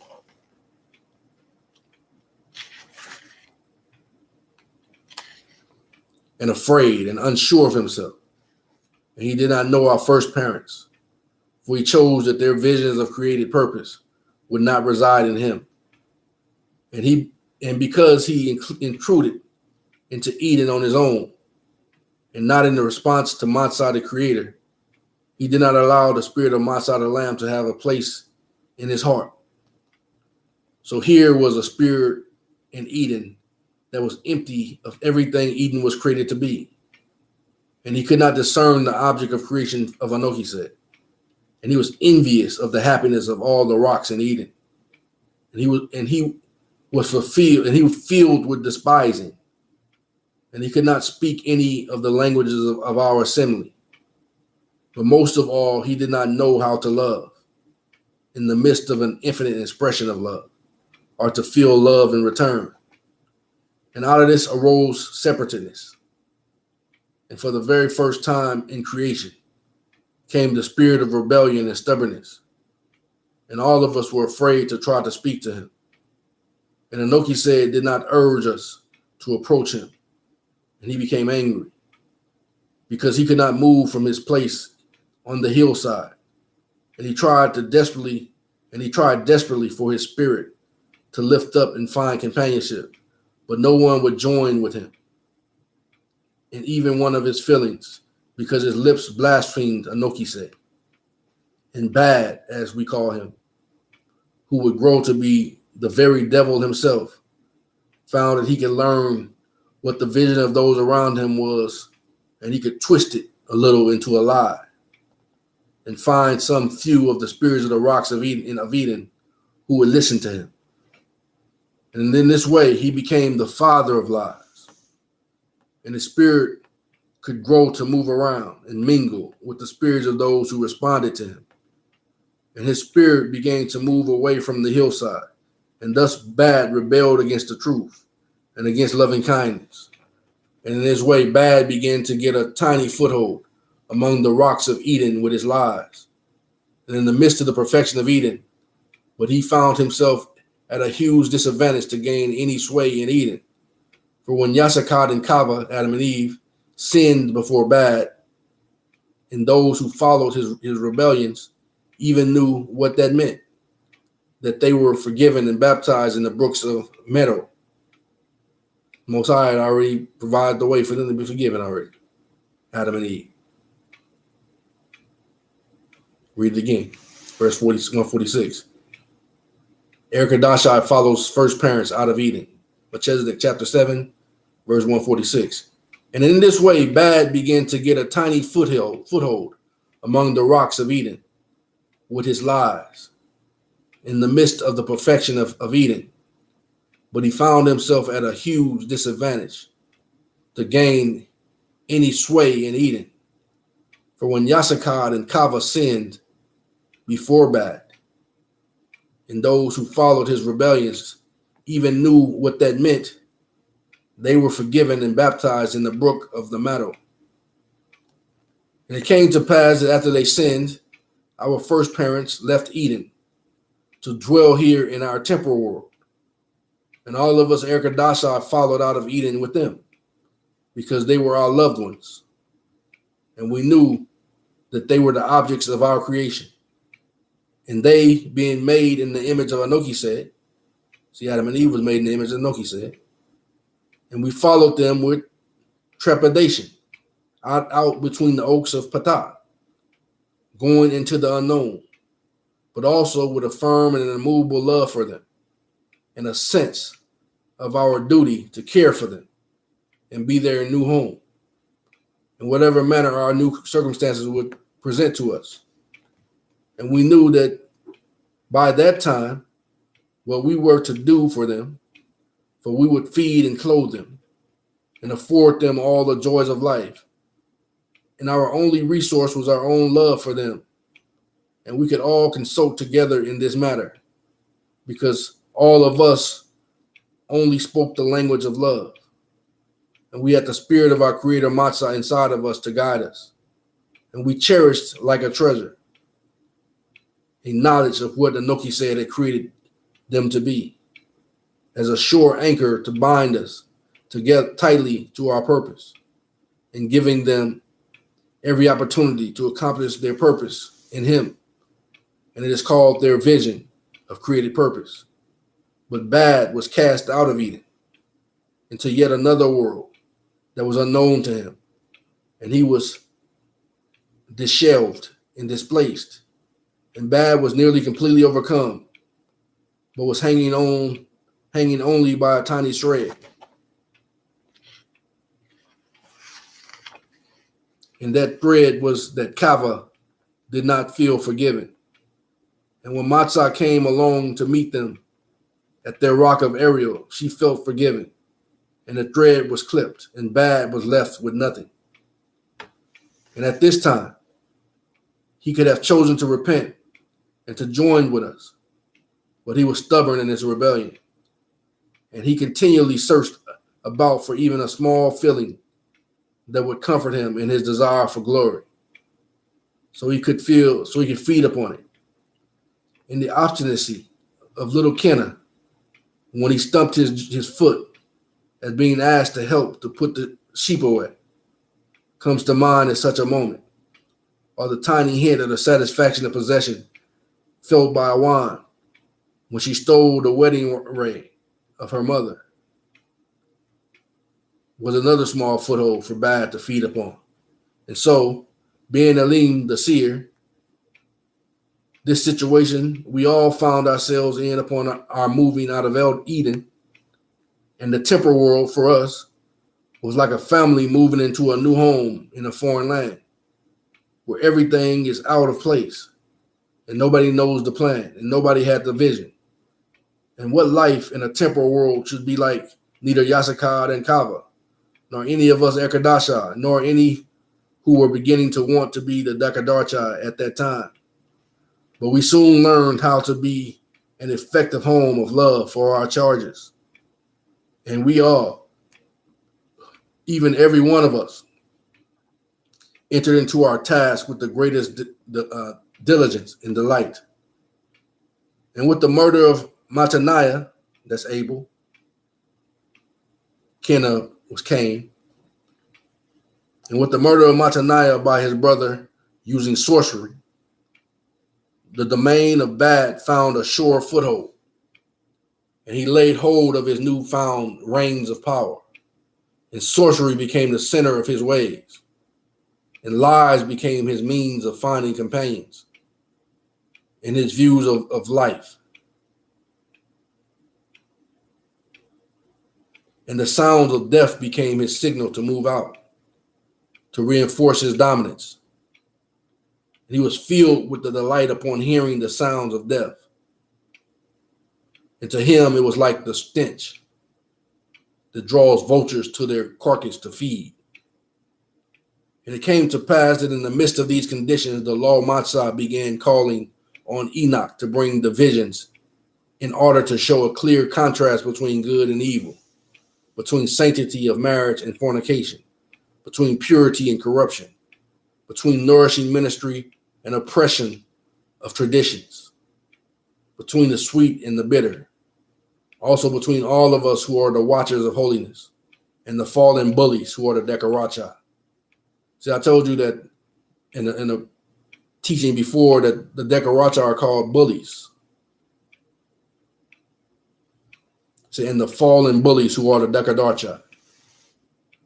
So Enoch divided the sons of heaven and thus exposed the evil of the enemy of our souls and brought the good to the light, And he divided the sons of men to set the marker of sanctity of marriage, to show us who were our own in holiness. And in this way, he showed forth the corruptions of fornication. And he divided the waters so everyone and all of us could know that in the end, we must be accountable to Anoki said for our use of agency. And he divided the authority of elder to separate it from all other authority, so that a complete expression of the loving kindness of Melchizedek would altogether be found upon the earth. And so through all the ages of the earth, we could all know that with Melchizedek, there is no wrathfulness, jealousy, nor hatred, or vengeance.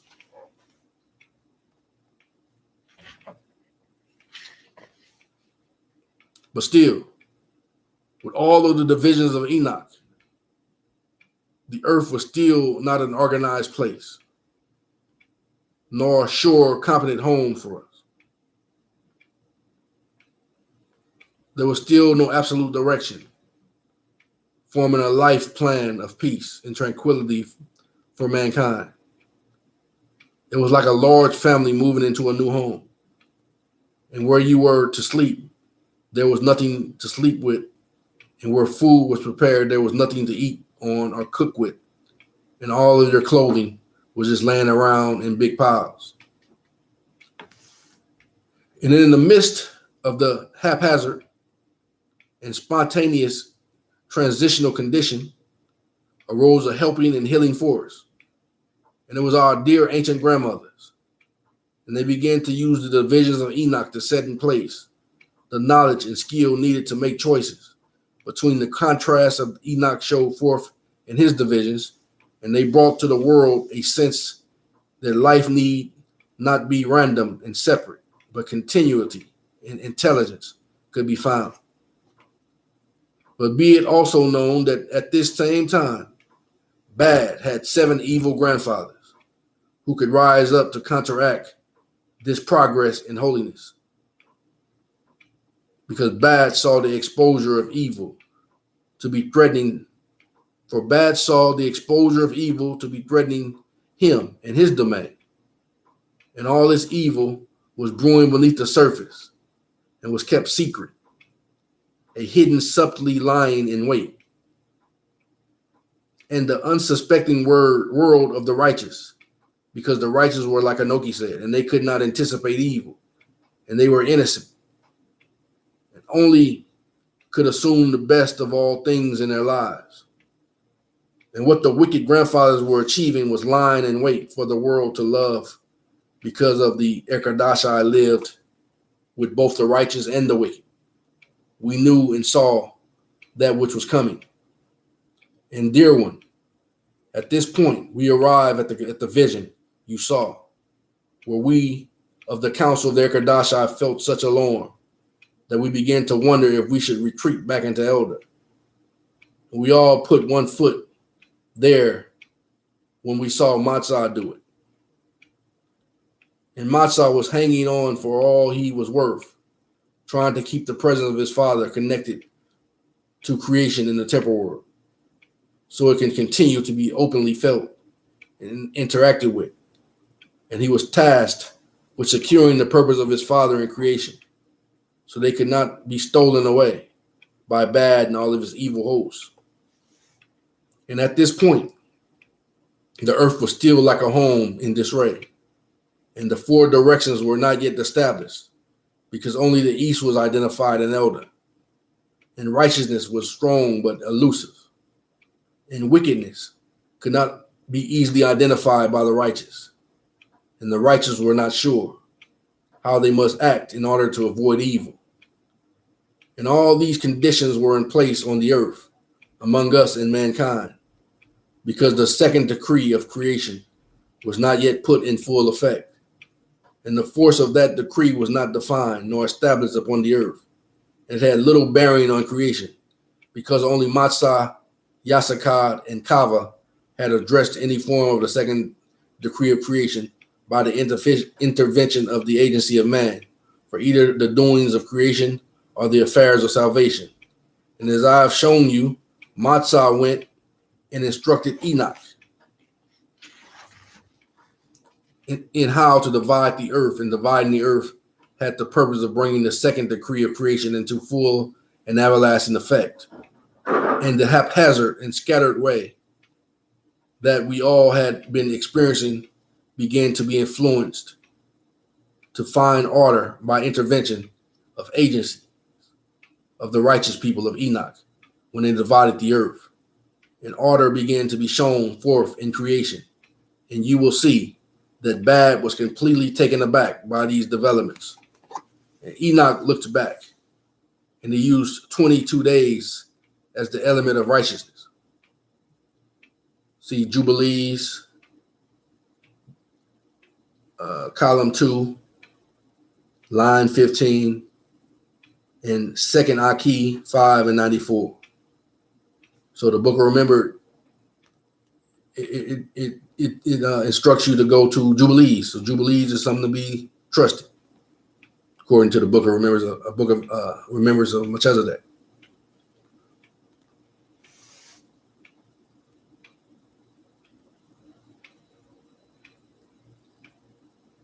Melchizedek, chapter 7, wickedness tips the scales.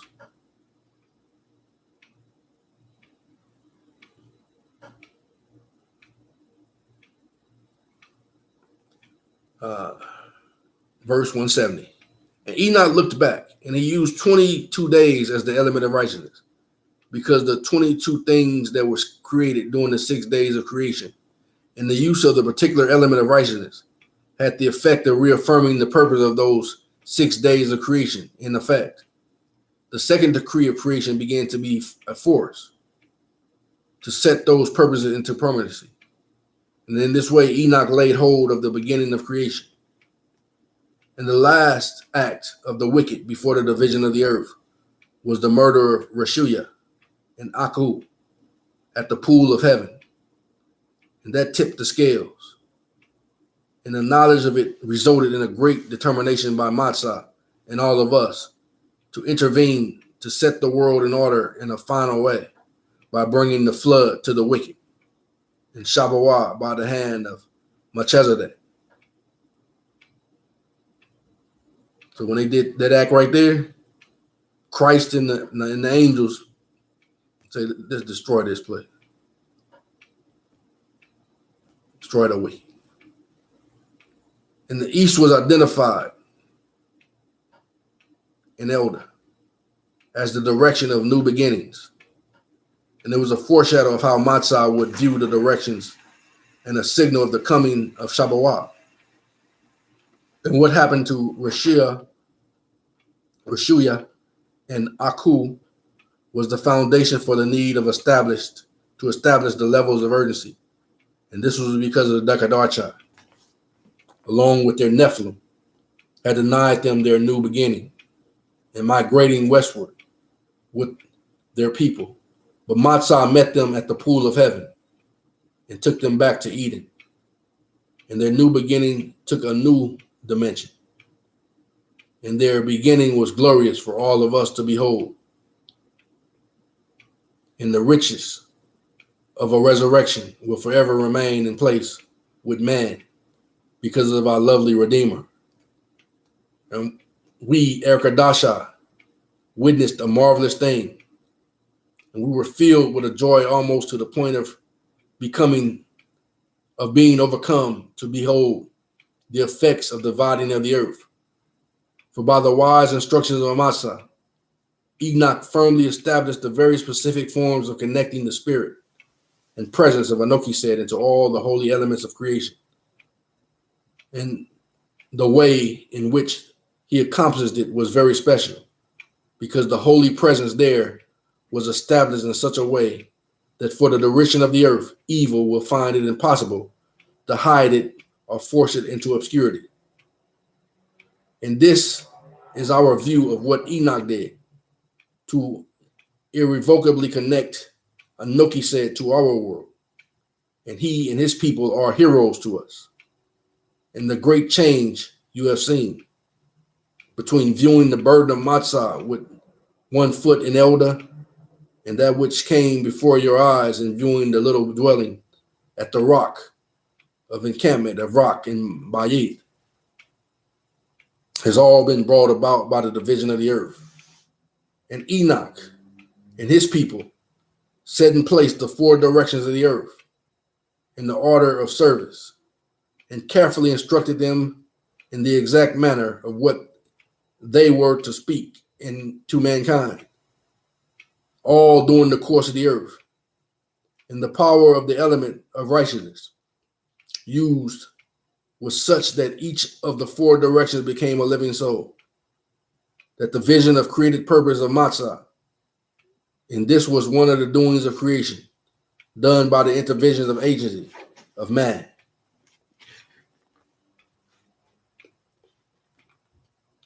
That was decreed by Melchizedek in heaven, and it was established that the mountains of the earth would be that which is tasked with the watch care of the vision of the souls of the four directions, and they are diligent with that which they are entrusted. And Enoch and his people assigned us to dwell in a direction, that the directions has become a treasured home for us. Say the four winds of the earth. And Enoch, think about Revelations, chapter 7. Enoch and his people assigned us each to dwell in a direction, and that direction has become a treasured home for us. And we are always at the ready to receive instructions, to act from those positions, according to the second decree of creation. And we are intent to hold and preserve the spirit and presence of Anoki said, where we live to be immovable. And Enoch and the married men of Abara expand our instructions from time to time, so that what we do will preside to prevail. And we resist any use of the directions for evil. And the wicked are hard pressed to overcome us. And the interventions of bad and all its evil hosts is to bring an alternate definition of the truth. But because man defined the truth, and that definition was established in accordance with the second decree of creation, they cannot force their way, and they are left wanting, and their voice fade away like an unpleasant memory. And this is because the law was wise, and he had Enoch and his people decide for themselves what the truth would be. And there were discussions among the righteous during the 22 days, and they counseled together. And at first, they wanted us, their Kadasha, to define the truth for them. But we were withheld, and we said, the truth that we define can be defined by the Dekadarcha, because we cannot intervene with agency like man can, as required by the second decree of creation. And our voice in the matter can be overshadowed by them. And so the righteous in ardent prayer decided that they must find the definition of the truth with man. But the questions were, who would do it and where would it come from? And Ebedel opened up before my eyes a view of the altar of Asapha, where the river Badel entered the area sea. And I do not know if the altar spoke, but I could feel a revelation coming to the people while they were gathered around her. And the revelation was that the truth was as yet unspoken, but fully known and fully felt by our first parents. And it was decided that the pursuit, the purest expression of the truth, was in the hearts and minds of our first parents in Eden. And they looked out at creation and walked with Anoki said every day. And that which they felt together with him in all those relationships was in fact the definition of the truth for all mankind, with every people in period of time during the entire course of the earth. And Enoch knelt beside the altar and reminded it of what it felt when Yasakad and Kava sat there touching it during the time when he divided the sons of men according to the sanctity of marriage. And Enoch reminded the altar that it was that very marriage that brought Eden to be complete and sincere, returning to Eden, which is the desired pathway for all the righteous, and the view of Yasakad and Kava of the gift of life in all things will be the purest expression of the truth that will endure to greet us all when we return to Eden with Matzah the Lamb. And Enoch commissioned the altar of Asu Asapa, to safeguard that very truth for all time. And the altar said, I will hold that truth through all the ages of the earth, and by me it will be unassailable, for I am a rock of witness, and I have listened this day to all that has transpired here before Anoki said in man. And Ebedel continued, and she said, every rock of Ebedel upon the earth expressed their determination to deny bad, to use them, to establish any other expression of eternal truth. And bad had to resort to the rocks of his domain for help. But they were hidden deep in the earth, away from the light of day. And their voices could not be heard until the wicked brought them forth into the world of light, into the lives of men. And their lives were cruel and blasphemed the love of Anokise. And Enoch was a prophet who diligently sought out how to protect the people of Anokise.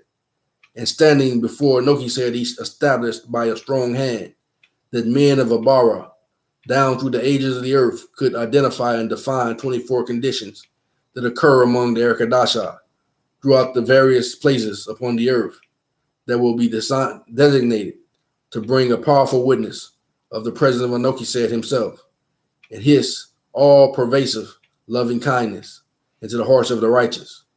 And those conditions could be used as a reliable means of protecting the righteous and their means of empowerment, because each of the 24 of them will be charged to hold within themselves a specific truth about him that cannot be intruded upon by evil forces. And these 24 conditions have the capacity to draw compassion from Anokise for the righteous to the extent that all creation will push back against the denial of that truth. And in this way, they will shield the righteous from the effects of such denials. And thus, Enoch joined the presence and spirit of Anokise to the earth in ways that cannot be erased. And he came directly to the aid of Matzah with his burden that you beheld at the edge of eternity. And Enoch established the covenant with Anokise himself, being an author of it, so that Matzah is the messenger of the covenant. And the evil powers that hate the covenant will be powerless to diminish it in the lives of those who choose to live by it with a sure determination, because Anokise is the author of it. And Enoch established that the men of Abara could at any time pour the waters of sweetness. Book of Remembrance of Enoch, chapter 10, 146-47.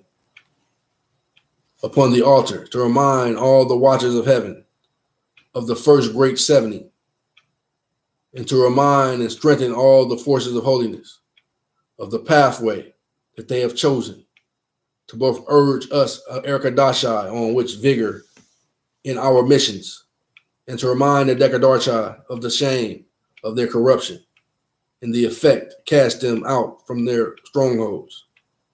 And little brother, it was in all these ways that the second decree of creation was brought into full effect with the same power that it had in Eden. And it was all done by the intervention of agency of the righteous. And like a mother and a father, bringing order to their home among the righteous, they magnify the wholesome and desirable and suppress the loathsome, and they regulate them back into their place of retreat. And in all these things, the encampment of Rak and Bayith that stood in the land of Tawa became secure with their protection. And we are happy and rejoicing as you saw me and my companions. And it came to pass that Ebedel moved away from me and ended her instructions to me. And I saw that Bad and all of his hosts were subdued by the division of the earth. And the valleys of Hela became their abyss, like unto the high eastern waste places of Mahuya.